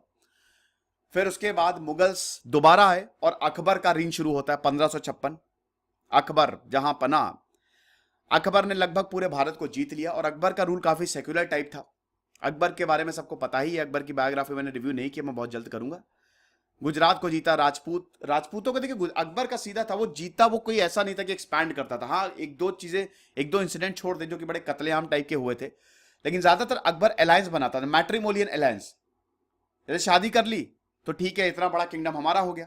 और अकबर ने सबको जगह दी, नवरत्न अकबर ने बनाए, और मनसबदारी सिस्टम, बहुत सारी जागीरदारी सिस्टम इस सब में था, बड़ी बड़ी पोस्ट अकबर ने दी।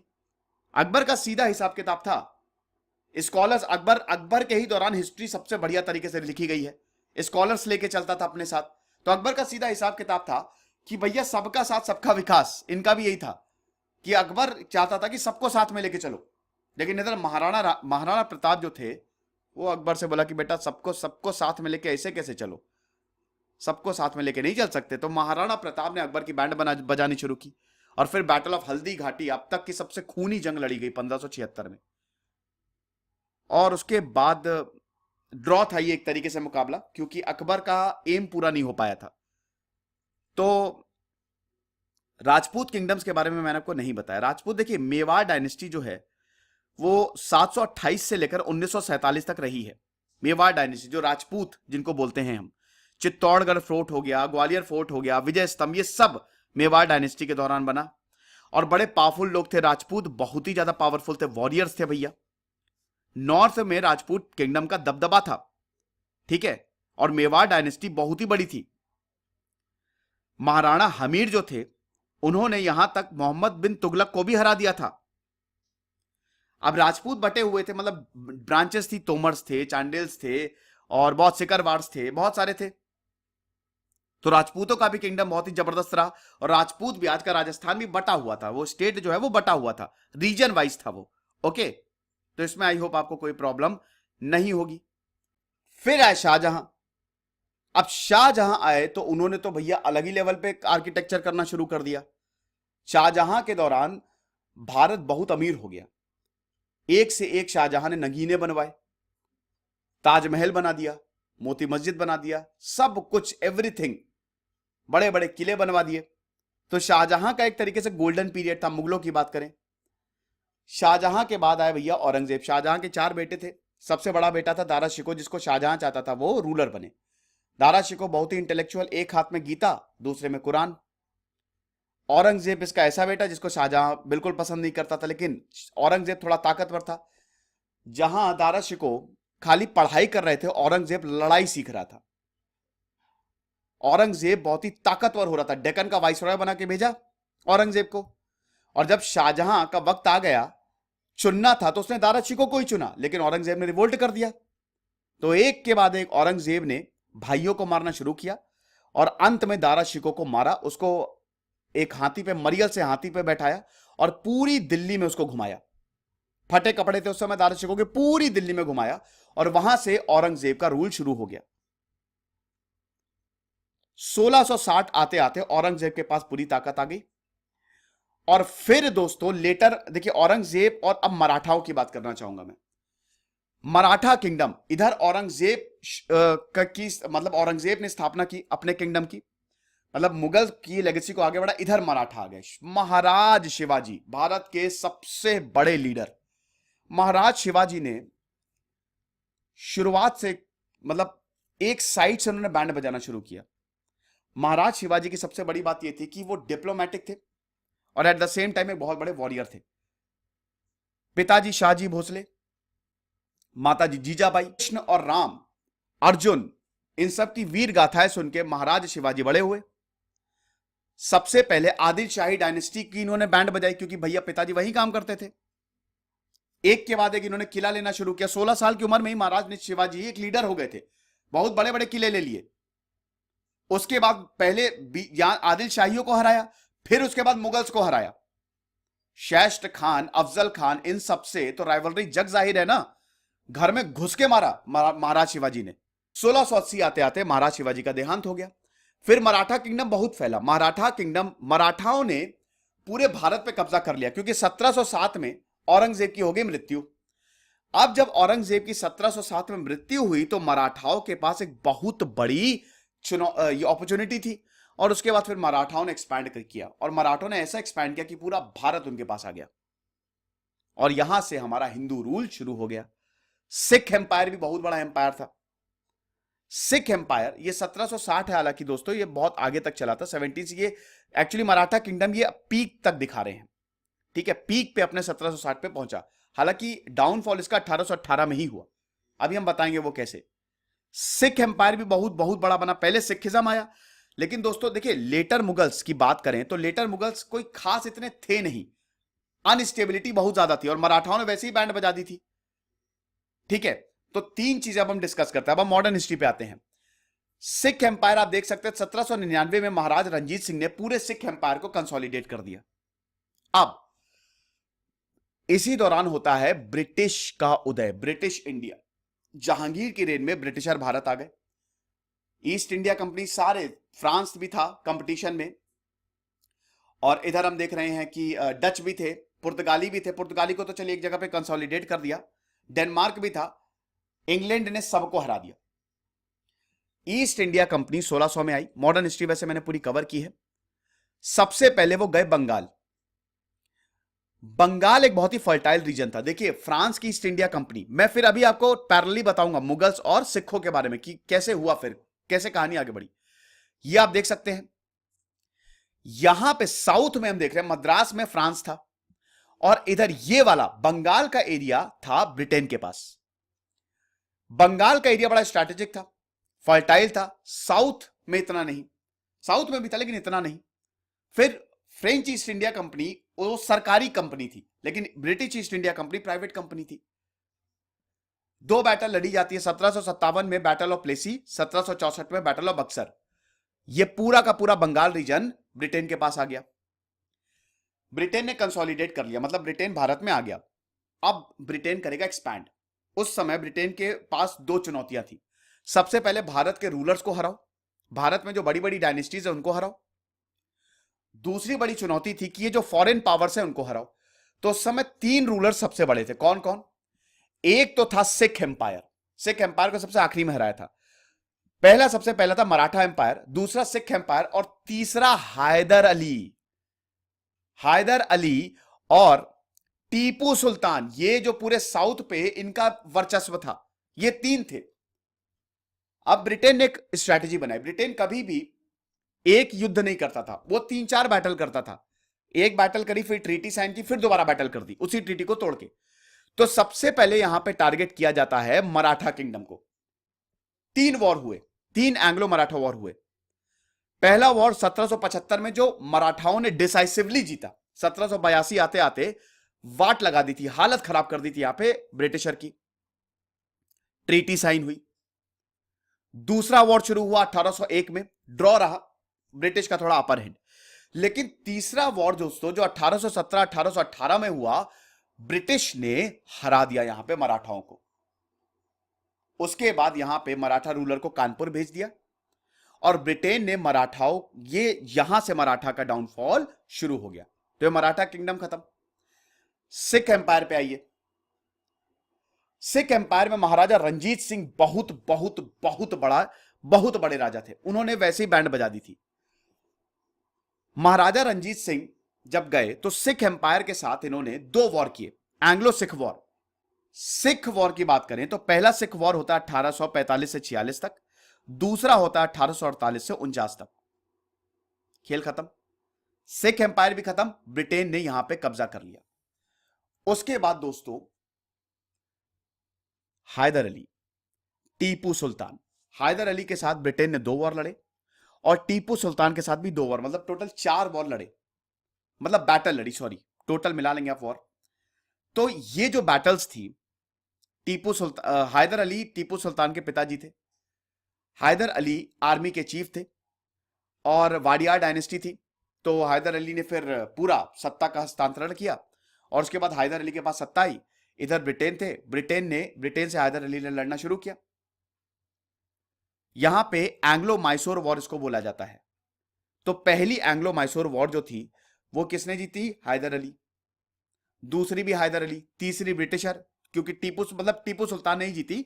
तीसरी, तीन एंग्लो मैसूर वॉर में, तो क्योंकि देखिए दूसरा जो वॉर था वो 1780 से लेकर 1784 तक था।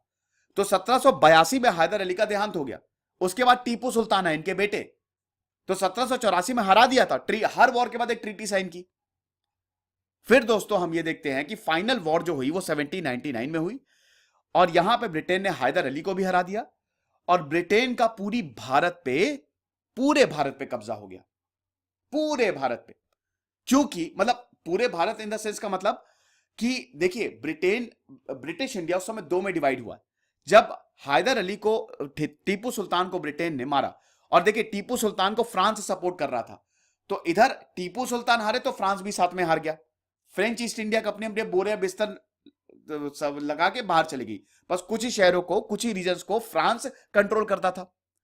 तो अब हुआ क्या कि जब यहां पे मराठा किंगडम, सिख और मैसूर को खत्म किया, तो ब्रिटिश इंडिया के पास ये सारे एरियाज आ गए। तीन प्रेसिडेंसी उन्होंने बनाई, बॉम्बे, मद्रास, बंगाल, तीनों स्ट्रेटेजिक एरिया। ब्रिटिश इंडिया आधा जो था वो रूलर्स के पास था, और आधा ब्रिटेन के पास था, लेकिन उनमें भी दबदबा ब्रिटिश का ही चलता था। समझ गए? फिर दोस्तों 1857 आता है। अब आप बोलेंगे सर मुगल्स का क्या? मुगल्स का कुछ नहीं, 1707 के बाद मुगलों की हालत वैसी मराठाओं ने बर्बाद कर दिया था। 1857 में बहादुर शाह जफर आखिरी मुगल एम्परर थे। 1857 में पहली क्रांति हुई, फर्स्ट वॉर ऑफ इंडिपेंडेंस हुआ, जब ब्रिटेन की आर्मी ने, मतलब जो भारत की आर्मी, भारत के जो सिपाही थे, उन्होंने बोला कि अब हम तुमसे हम विद्रोह कर रहे हैं तुम्हारे खिलाफ, हम तुम्हारी बात मानेंगे ही नहीं। मामला दोस्तों ग्रीस्ड कार्ट्रिज के ऊपर था। ग्रीस्ड मतलब एक कार्ट्रिज आई थी, इनफील्ड कार्ट्रिज, उसके जो आपको जो बुलेट्स थी उसको ऐसे एक ग्रीस लगी होती थी, उसको आपको काट के बंदूक में डालनी होती थी और मुंह से काटना होता था। तो अफवाह फैल गई कि वो जो ग्रीस है वो सुअर की चर्बी से बनी है। अब ब्राह्मणों के लिए तो सुअर की चर्बी भैया बहुत ही खराब, और मुस्लिमों के लिए सुअर खराब। तो यहां से विद्रोह शुरू हुआ, सिपाही म्यूटिनी जिसको बोला जाता है। मंगल पांडे ने अपने प्राणों की आहुति दी और उसके बाद मेरठ से ये जो पूरा एक क्रांति है वो शुरू हुई। लेकिन प्रॉब्लम ये कि 1857 की क्रांति बहुत ही कम एरिया में, पूरे भारत में फैल नहीं पाई, और उसमें भारत के कुछ रूलर्स थे जिन्होंने ब्रिटेन का साथ दिया, और 1857 की क्रांति बन के रह गई। रानी लक्ष्मीबाई, तात्या तोपे, इन सब का उदय होता है। ये सब वीर योद्धा थे जिन्होंने अपने प्राणों की आहुति दी। लेकिन 1857 में ब्रिटेन को यह समझ में आ गया कि अगर हमको भारत को अगर पूरे कब्जे में करना है तो सबसे पहले तो पूरा जो भारत है वो क्राउन के अंदर लेके आओ। अब ईस्ट इंडिया कंपनी खत्म, अब पूरा भारत ब्रिटेन की कॉलोनी हो गया। तो 1857 से फिर कहानी आगे बढ़ती है। फिर 1885 में दोस्तों कांग्रेस का उदय होता है। 1885 में, क्योंकि 1857 के बाद ब्रिटेन का जो रूल था वो बड़ा ऑपरेसिव होता जा रहा था। एक रूलर, एक हमको ऑर्गेनाइजेशन चाहिए जो हमारी बातों को रख सके। 1885 में कांग्रेस का उदय हुआ। फिर उसके बाद 1905 में कांग्रेस बट गई, और 1910 के बाद महात्मा गांधी आए जिन्होंने कांग्रेस को बदल के रख दिया। इसी दौरान रेवोल्यूशनरी फेज भी चला। अब देखिए मॉडर्न हिस्ट्री को मैंने पूरा कवर किया, टोटल 30 लेक्चर है, आप देख लीजिएगा। तो महात्मा गांधी ने पूरा इंडिपेंडेंस मूवमेंट जो है वो स्टार्ट किया। चंपारण गए सबसे पहले, चंपारण से उन्होंने शुरू किया 1917 से, और एक के बाद एक मूवमेंट में उनको सक्सेस मिलती गई। महात्मा गांधी हीरो बन के उभरे। अब महात्मा गांधी ने नॉन कॉपरेशन मूवमेंट शुरू किया 1920 में। लेकिन वही है ना कि नॉन कॉपरेशन मूवमेंट, उस समय महात्मा गांधी हर किसी के हीरो थे। इनफैक्ट भगत सिंह जितने रेवोल्यूशनरी थे वो भी महात्मा गांधी को एक लीडर मानते थे। लेकिन 1922 में उन्होंने पूरा नॉन कॉपरेशन मूवमेंट वापस ले लिया। अब जब उन्होंने नॉन कॉपरेशन मूवमेंट वापस लिया 1922 में, तो चीजें खराब हो गई। अब यहां पे क्रांतिकारियों का उदय हुआ, उनको गांधी जी पर भरोसा नहीं था। फिर दोस्तों इधर मोहम्मद अली जिन्ना का भी उदय हो रहा था। कांग्रेस और ज्यादा ताकतवर हो रही थी, और ब्रिटेन से अब डोमिनियन स्टेटस की मांग की गई। क्योंकि अभी तक ब्रिटेन यहां पे कांग्रेस वाले क्या कह रहे थे पहले, जो मॉडरेट्स थे, कि ब्रिटेन हमको बहुत ऊपर ले जाएगा, मतलब आजादी हमको नहीं चाहिए, आप रहिए हमारे साथ, क्योंकि हमको पता है कि आप जो है हमको बहुत समृद्ध बनाएंगे। ऐसी आइडियोलॉजी थी, ऐसी तो मेंटालिटी थी। लेकिन बाद में जब गरम दल आया, जब महात्मा गांधी, उन्होंने बोला रहे कुछ नहीं, बेवकूफ बना रहे, तो डोमिनियन स्टेटस की मांग की थी। लेकिन ब्रिटेन ने बोला कि हम डोमिनियन स्टेटस नहीं देंगे। ब्रिटेन ने एक के बाद एक भारत में कानून भी पारित किए, और फाइनली 1930 आते आते लाहौर सेशन में कांग्रेस ने डिसाइड किया कि अब हटाओ यार, हमको पूर्ण स्वराज्य चाहिए। और इधर गांधी जी ने भी बोला कि तुमको पूर्ण स्वराज चाहिए, मैं दिलाऊंगा। सिविल डिसोबीडियंस मूवमेंट दूसरा फेज हम स्टार्ट कर रहे हैं। दांडी मार्च से शुरू हुआ। तो second phase of civil disobedience movement, जिसने ब्रिटिश को हिला के रख दिया, वो 1930 से लेकर 1934 तक चला। इधर क्रांतिकारी भी एक्टिव हैं, चंद्रशेखर आजाद, भगत सिंह। लेकिन ये क्रांतिकारियों का दोस्तों देखिए, भगत सिंह तो बहुत ही सेलिब्रेटेड लीडर है, लेकिन बाद में क्रांतिकारी 1935 के बाद से दोस्तों कोई बहुत बड़ी क्रांतिकारियों की गतिविधियां नहीं हुई। भगत सिंह के बाद से क्रांतिकारी मूवमेंट एकदम ठप्प सा पड़ गया। फिर 1935 में गवर्नमेंट ऑफ इंडिया एक्ट आता है, जिसमें कांग्रेस को थोड़ी ताकत दी कि आप इलेक्शंस लड़ सकते हैं। लेकिन अब दोस्तों 1940 आते आते 1939 में वर्ल्ड वॉर 2 शुरू हुआ। और वर्ल्ड वॉर 2 जब शुरू हुआ, देखिए वर्ल्ड वॉर 1 में गांधी जी को बहुत बड़ा धोखा मिला था। ब्रिटेन ने बोला था कि गांधी जी आप एक काम करो, आप भारतीयों को लेके आओ और हम बदले में आपको आजादी दे देंगे। लेकिन गांधी जी को कुछ नहीं मिला। वर्ल्ड वॉर 2 में भी सेम चीज थी, लेकिन इस बार गांधी जी थोड़े सतर्क थे। उन्होंने बोला नहीं नहीं, हम इस बार ब्रिटेन की बातों पे नहीं आएंगे। अच्छा, ब्रिटिश चाह रहा था कि भारत किसी तरीके से वर्ल्ड वॉर 2 में कूद जाए, और इधर मोहम्मद अली जिन्ना बोल रहे थे कि हमको अलग देश चाहिए, पाकिस्तान, लड़के लेंगे पाकिस्तान। अब पाकिस्तान की मांग भी शुरू हो गई थी। लाहौर रेजोल्यूशन वहां पे पास हो गया था, जिसको पाकिस्तान रेजोल्यूशन बोला जाता है 1940 में। फिर उसके बाद 1942 में क्विट इंडिया मूवमेंट शुरू होता है, और जब क्विट इंडिया मूवमेंट शुरू हुआ तब वैसे तो ज्यादातर सारे ही लीडर्स को जेल में डाल दिया गया, लेकिन बड़ा सक्सेसफुल रहा क्विट इंडिया मूवमेंट। और फिर 1945 में जब वर्ल्ड वॉर 2 खत्म हुआ, तब अगेन ब्रिटेन का वही राग अलापना कि हम आजादी नहीं देंगे। देखिए हुआ क्या था कि 1940 में विंस्टन चर्चिल आ गया था। विंस्टन चर्चिल, ब्रिटेन में उस समय दो पार्टी थी, कंजर्वेटिव और liberal, labour party, sorry liberal बोल रहा हूं। तो कंजर्वेटिव जो थे उसका उसका लीडर था विंस्टन चर्चिल। विंस्टन चर्चिल को वर्ल्ड वॉर 2 का हीरो माना जाता, लेकिन विंस्टन चर्चिल हत्यारे से कम नहीं था। जो भी सप्लाई भारत में आनी थी उसने उसको कहीं और डाइवर्ट कर दिया। उसने ब्रिटेन में, ऑस्ट्रेलिया भेज दिया। बंगाल फेमाइन में कितने लोग मर गए, लाखों लोग मर गए। अब जब ये तस्वीरें ब्रिटेन में जाना शुरू हुई तब उनका मूड खराब, कहता अरे यार ये तो विंस्टन चर्चिल पागल है।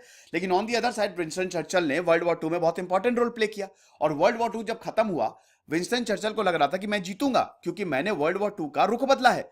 लेकिन दोस्तों बिल्कुल ऑपोजिट हुआ, जीत गया एटली, क्लेमेंट एटली, लेबर पार्टी आ गई। इसका रीजन यही बोला जाता कि जो बर्बरता की थी विंस्टन चर्चिल ने ब्रिटेन में, उससे बहुत लोग खुश नहीं थे। बर्बरता कैसा? भारत में लोगों को मरने छोड़ दिया। मैंने बताया ना कि पूरा का पूरा अनाज जो बंगाल में जाना था वो उन्होंने अपने ट्रूप्स को ट्रांसफर कर दिया। ये एक बहुत बहुत बहुत बड़ी गलती हो गई। तो अब जब एटली आए तो वर्ल्ड वॉर 2 के बाद वैसी बहुत बुरी हालत थी, रेड फोर्ट ट्रायल होते हैं, और फाइनली आर्मी ने विद्रोह कर दिया। और जब आर्मी ने विद्रोह कर दिया तो खेल खत्म। आर्मी ने विद्रोह किया, फिर उसके बाद भारत को बहुत सारी मीटिंग चली, कई सारे प्लान आए, कैबिनेट मिशन प्लान आया, क्रिप्स मिशन प्लान आया, कोई आपसी सहमति नहीं बन पा रही थी। और अल्टीमेटली कांग्रेस ने यह मान लिया, क्योंकि देखिए एक तरफ जिन्ना थे, एक तरफ भारत और एक तरफ ब्रिटिश। तो बार बार यह बोला जा रहा था, पाकिस्तान, मोहम्मद अली जिन्ना कह रहे थे कि हमको एक अलग देश चाहिए। भारत, कांग्रेस इस पर राजी नहीं था कि हम बिल्कुल भी अलग देश नहीं देंगे। और ब्रिटेन जो था, ब्रिटिश, वो कोशिश कर रहा था कि कुछ मध्य मार्ग निकाला जाए, लेकिन उसमें भी वो अपना फायदा ढूंढ रहा था। तो अल्टीमेटली जो माउंट बैटन प्लान आया उसमें यह था कि पाकिस्तान को अपना अलग देश मिल जाएगा, और भारत को, फिर उसके बाद जो बाकी है वो भारत को, जो मुस्लिम मेजोरिटी एरिया वो पाकिस्तान को मिल जाएगा। तभी हम देखते हैं उस समय पाकिस्तान का उदय हुआ, ये ईस्ट पाकिस्तान, और ये ईस्ट पाकिस्तान, ये वेस्ट पाकिस्तान। ईस्ट पाकिस्तान जो आपका आज का बांग्लादेश है। अब दोस्तों भारत को आजादी मिली, लेकिन भारत डिवाइड हो गया। आप देख सकते हैं ना, 1947 में भारत डिवाइड हो गया। 1947 में भारत का पार्टीशन हुआ, लेकिन भारत को आजादी भी मिली। अब धीमे धीमे हम देखते हैं, अब ये प्रेजेंट डे पे आ गए हैं। 1947 में भारत आजाद होता है और जवाहरलाल नेहरू हमारे प्राइम मिनिस्टर बनते हैं, वल्लभ भाई पटेल होम मिनिस्टर बनते हैं। जवाहरलाल नेहरू, वल्लभ भाई पटेल, देखिए जवाहरलाल नेहरू डिप्लोमेटिक लेवल पे काम कर रहे थे, और वल्लभ भाई पटेल का सबसे बड़ी चुनौती यह थी कि चलो पाकिस्तान तो अलग हो गया, लेकिन अब हमको भारतीयों को एक करना है, सारे राज्यों को एक करना है। तो 1947 से लेकर 1950 तक एक एक राज्य को एक किया। क्यों? क्योंकि दोस्तों 546 प्रिंसली स्टेट्स थी ना। मैंने आपको क्या बताया, ब्रिटिश इंडिया दो में डिवाइडेड था, एक जहां ब्रिटिश रूल कर रहे थे और आधा भारत प्रिंसेस के पास था, उनको प्रिंसली स्टेट बोला जाता था। तो कुछ तो मान गए। वल्लभ भाई पटेल की कैरेट एंड स्टिक पॉलिसी थी कि पहले गाजर खिलाते थे वो, और अगर नहीं मानोगे तो फोर्स भेज देते थे। तो यहां पे जम्मू एंड कश्मीर, हैदराबाद, और इधर जो कोचीन है और भोपाल, इन लोगों ने थोड़ा सा विद्रोह कर दिया कि भैया ऐसा है। और हाँ, जूनागढ़, सॉरी, कि हम तो नहीं आएंगे भारत में। इधर उदयपुर के राजा ने भी थोड़ा सा विद्रोह कर दिया था, लेकिन बाद में सब शांत हो गया था। विद्रोह मतलब कि हम अलग रहेंगे, इंडिपेंडेंट। तो जम्मू एंड कश्मीर की कहानी आपको पता ही है, किस तरीके से पाकिस्तान ने पूरी लगभग कोशिश कर दी थी कि जम्मू एंड कश्मीर हमारे पास आ जाए। लेकिन उसके बाद एंड टाइम पे हमारी फोर्सेज आई और आधे जम्मू एंड कश्मीर को आजाद करा लिया। जब पूरे को आजाद कराने के लिए आगे बढ़ी, तब तक जवाहरलाल नेहरू यूनाइटेड नेशन चले गए, और आज तक दोस्तों वो मामला यूनाइटेड नेशंस में अटका है।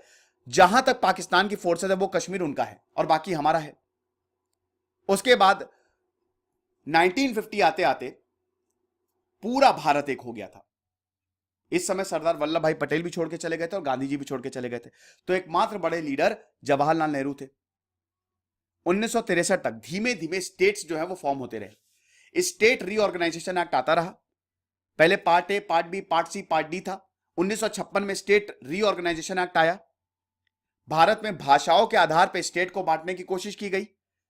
पहले गुजरात, महाराष्ट्र सब एक में ही थे ना, पहला लिंग्विस्टिक स्टेट आंध्र प्रदेश बना था, है कि नहीं? भाषा के आधार पर इधर पोट्टी श्रीरामुलु जो है वो अनशन में बैठ गए और उनका देहांत हो गया। उसके बाद फिर पूरे आंध्र प्रदेश में विद्रोह हो गया, मूड खराब हो गया। तो पहला लिंग्विस्टिक बेसिस पे आंध्र प्रदेश स्टेट बना। फिर उसके बाद भाषा के आधार पर कई स्टेट बनाए गए, कई राज्य बनाए गए। पहले 16, फिर उसके बाद करते करते 20, 25, और अभी भारत में इतने सारे राज्य हैं। कितने? 28 राज्य और 8 यूनियन टेरिटरीज हैं। यह हुआ। फिर 1965 आते आते जवाहरलाल नेहरू का देहांत हो गया। अब भारत को कौन संभाले? लाल बहादुर शास्त्री। लेकिन लाल बहादुर शास्त्री का भी बहुत ही जल्द देहांत हो गया। 1962 में हमने चाइना से युद्ध लड़ा। 1962 में चाइना से युद्ध लड़ा, हमको हार का सामना करना पड़ा। जवाहरलाल नेहरू को बहुत धक्का लगा। ऐसा बोला जाता है कि जवाहरलाल नेहरू की मौत का कारण यही युद्ध था। उनकी मेंटल हेल्थ पे बहुत ज्यादा फर्क पड़ा और उनकी हेल्थ डाउन होती गई और फाइनली उनका देहांत हो गया। तो फिर लाल बहादुर शास्त्री है। और 1965 में भी हमारा डायरेक्ट कॉन्फ्लिक्ट पाकिस्तान से हुई पहली बार। लेकिन 1965 में हमने पाकिस्तान को मुंह तोड़ जवाब दिया, हरा दिया। ताशकंद एग्रीमेंट साइन हुआ। 1966 में लाल बहादुर शास्त्री का भी देहांत हुआ। फिर इंदिरा गांधी आई। अब इंदिरा गांधी आई, देखिए अब 1967 आते आते उस समय दो बड़ी पार्टी थी, मतलब एक ही बड़ी पार्टी थी, कांग्रेस। जब तक जवाहरलाल नेहरू थे तब तक तो सारे राज्यों में कांग्रेस जीत रही थी। लेकिन जैसे ही इंदिरा गांधी आई तब चीजें गड़बड़ हुई, क्योंकि देखिए जवाहरलाल नेहरू पे लोगों को भरोसा था, वो चले गए। तो इंदिरा गांधी जब आई तो उसके बाद कांग्रेस लगभग आधे राज्यों, पूरे भारत में लगभग पूरे भारत में कांग्रेस की सरकार थी। अब आधे राज्यों से सरकार खो दी उन्होंने। फिर इधर इंदिरा गांधी ने अपना दबदबा शुरू किया, लेकिन इधर कांग्रेस में फूट पड़ गई। कुछ लोग इंदिरा को सपोर्ट करते थे, कुछ लोग नहीं करते थे, तो कांग्रेस बट गई। लेकिन 1971 में दोस्तों ऐसा कुछ हुआ, इंदिरा गांधी ने भारत के लिए बहुत कुछ किया है। हाँ, ये भी है, कंट्रोवर्सी में बहुत ज्यादा रही है। बैंकों को नेशनलाइज किया, उसके बाद गरीबों के लिए बहुत सारी स्कीम निकाली। लेकिन 1971 वॉर जो हुआ, जब उन्होंने पूरे के पूरे देश को, बांग्लादेश को ही आजाद करा दिया, वो एक डिसाइडिंग फैक्टर रहा। ये ईस्ट पाकिस्तान, ये वेस्ट पाकिस्तान 1947 में दोनों बने। ईस्ट पाकिस्तान जो आज का बांग्लादेश है। अब वेस्ट पाकिस्तान ईस्ट पाकिस्तान से रिसोर्सेज ले जाता था। धीमे धीमे असंतोष बढ़ने लगा। ईस्ट पाकिस्तान के लोग बोलने लगे कि क्या हम पागल हैं? आप हमको सेकेंड क्लास सिटीजन का दर्जा देते हो और सारे रिसोर्सेज ले जाते हो। शेख मुजीबुर रहमान खड़े हो गए, इलेक्शन लड़ा, क्योंकि 1969 में पाकिस्तान में डिक्टेटरशिप खत्म हुई, मार्शल लॉ खत्म हुआ, इलेक्शन हुआ। उसमें ये ईस्ट पाकिस्तान के शेख मुजीबुर रहमान जीत गए। बस पाकिस्तान ने फिर कत्लेआम मचा दिया। अब यहां पे जो ईस्ट पाकिस्तान के लोग थे वो भारत में आना शुरू हुए। तो भैया फिर इंदिरा गांधी ने बोला इतने सारे लोग भारत क्यों आ रहे हैं? तो सैम मानेकशॉ ने बताया, बाकी इनके डिफेंस की, भैया ऐसी हालत है, ये वेस्ट पाकिस्तान पगला गया है, ईस्ट पाकिस्तान को बहुत मार रहा है। तो फिर इंदिरा गांधी ने बोला हम ईस्ट पाकिस्तान का हाथ थामेंगे। मैंने इस पर बहुत सारे लेक्चर्स दिए, आप देखिएगा।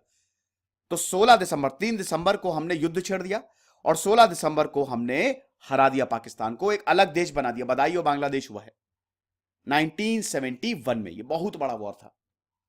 ओके, फिर दोस्तों वक्त आगे बढ़ा, पाकिस्तान ने मुंह की खाई और इंदिरा गांधी की पॉपुलैरिटी चरम सीमा पे।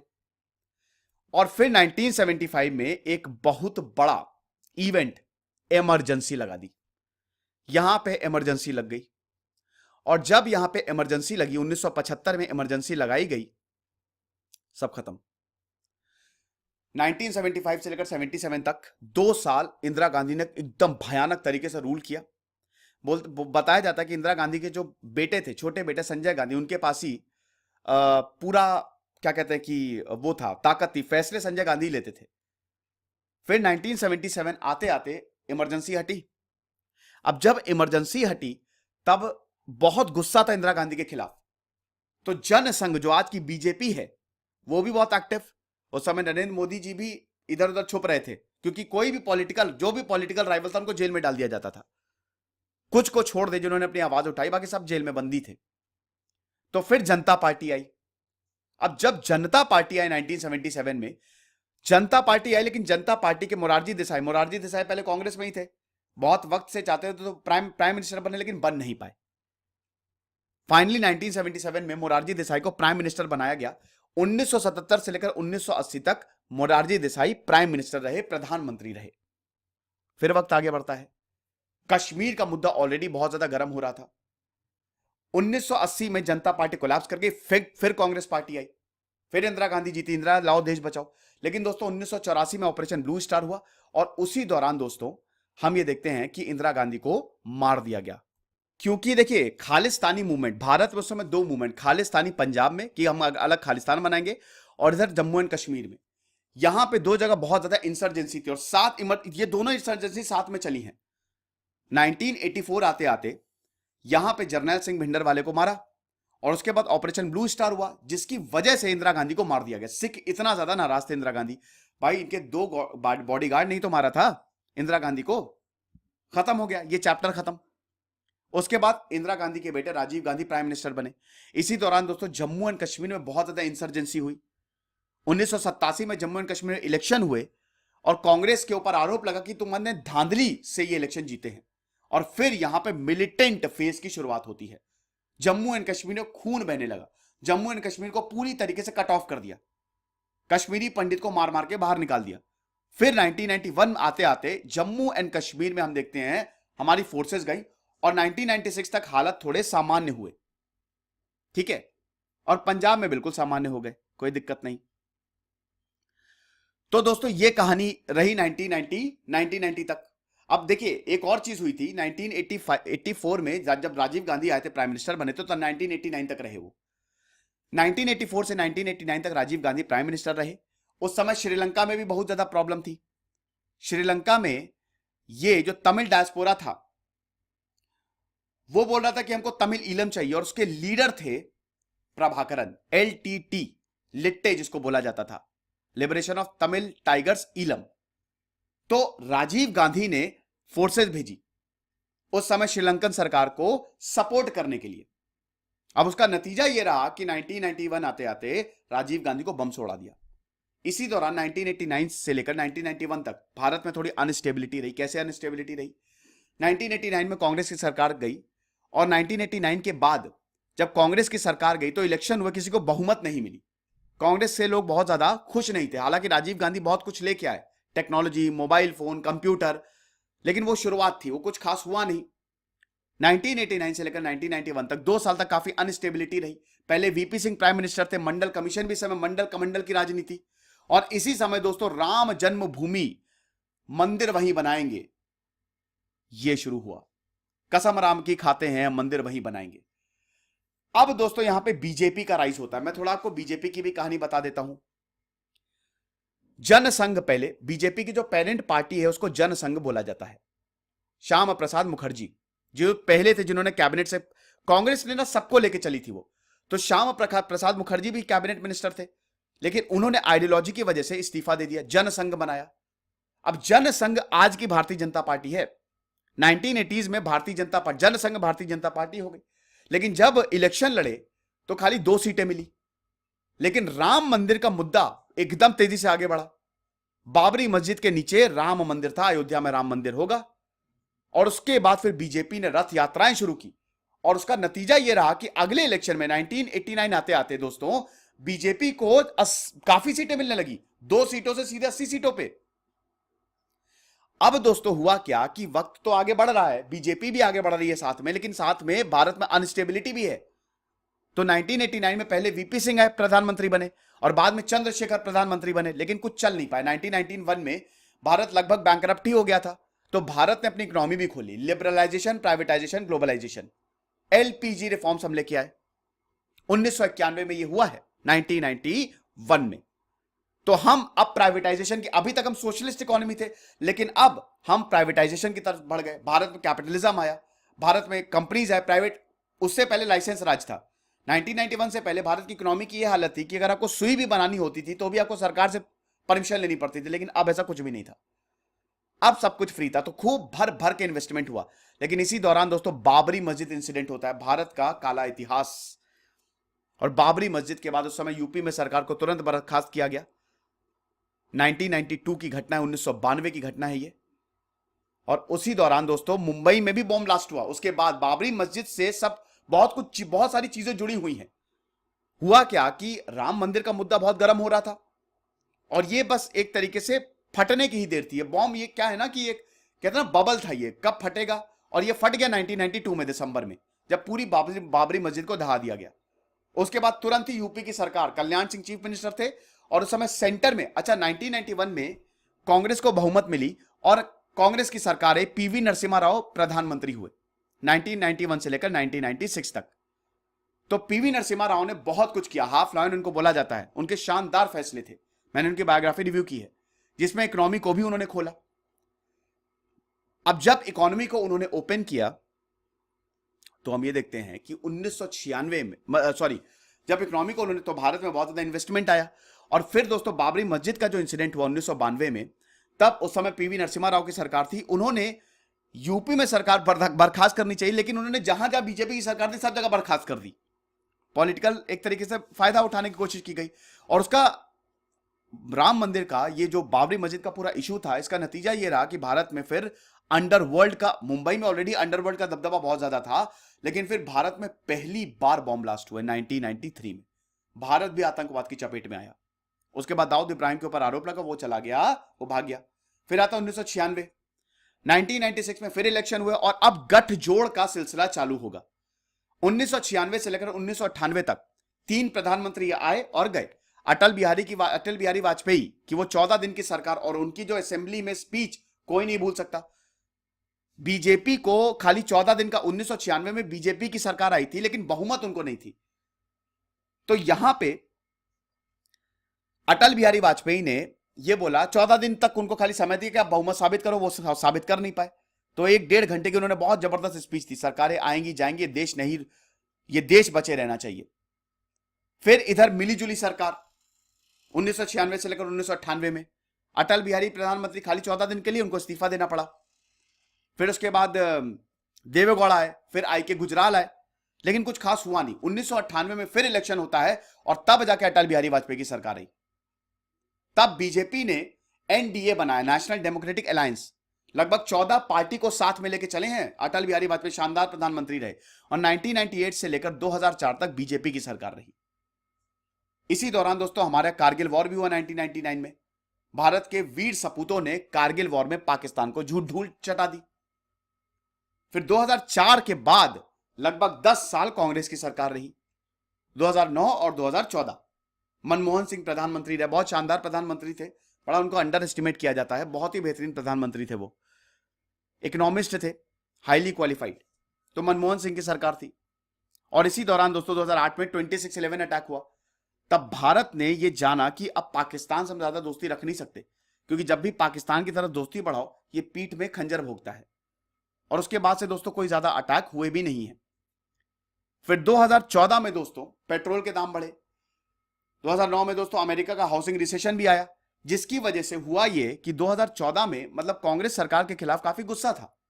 नरेंद्र मोदी जो कि गुजरात के चीफ मिनिस्टर थे, बहुत सारे कैंडिडेट्स थे, राजनाथ सिंह भी चाह रहे थे कि वो भी प्राइम मिनिस्टर हो जाए, लेकिन जीते नरेंद्र मोदी, सबका सुपड़ा साफ कर दिया उन्होंने।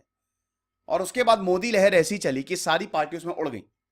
2014 में बहुमत की सरकार आई। बीजेपी ने 1996 के बाद पहली बार ऐसा हुआ कि किसी पार्टी ने बहुमत लेके आई है। वो कितनी 289 सीटें टोटल, शायद 334 थी, लेकिन खाली बीजेपी की शायद 289 की 290, ध्यान नहीं मुझे, विपक्ष बचा ही नहीं। फिर 2014 2 साल सब कुछ चला और उसके बाद आता है डीमोनेटाइजेशन। डीमोनेटाइजेशन के बाद से भारत की इकोनॉमी लगातार नीचे जा रही है और ये अच्छी बात नहीं है। फिर जीएसटी आ गया, दो रिफॉर्म, डीमोनेटाइजेशन और जीएसटी, इन्होंने कमर तोड़ दी। जीएसटी बहुत बढ़िया है लेकिन उसमें अभी रिफॉर्मेशन की जरूरत है। फिर 2019 में इलेक्शन हुए। 2019 में जब इलेक्शन हुए तो फिर से बीजेपी की सरकार आई। और अभी दोस्तों 2019 के बाद सीएए एनआरसी प्रोटेस्ट हुए, किसान प्रोटेस्ट चल रहे हैं। 2019 के बाद से दोस्तों बीजेपी का जो ट्रैक रिकॉर्ड रहा है, मतलब काफी ज्यादा असंतोष देखने को मिला है। और अब इलेक्शन 2024 में होने हैं। ये दोस्तों लगभग 2 घंटे का लेक्चर है। भारत का इतिहास मैंने पूरा कवर किया है, इंडस वैली सिविलाइजेशन से लेकर यहां तक। अब आई होप आपको इसमें कोई भी प्रॉब्लम नहीं हुई होगी। इसको यार मैंने बड़ी मेहनत की है, इसको जितना हो सके शेयर करो। मैंने दोस्तों ये एक टेक में लिया है, कुछ जगह पॉज किया है, कभी शोर आ गया, कुछ आ गया, तो यार जितना हो सके इसको शेयर करो। और बस हमारे चैनल को सब्सक्राइब करो। हमारे यहां पे आपको इस लेक्चर की पीडीएफ जो है वो मिल जाएगी। खुश रहिए, पढ़ते रहिए। जैसे सिद्धांत अग्निहोत्री साइनिंग ऑफ। मुझे ये बताओ कि आपको किस टॉपिक का स्पेशल लेक्चर चाहिए। Thank you so much.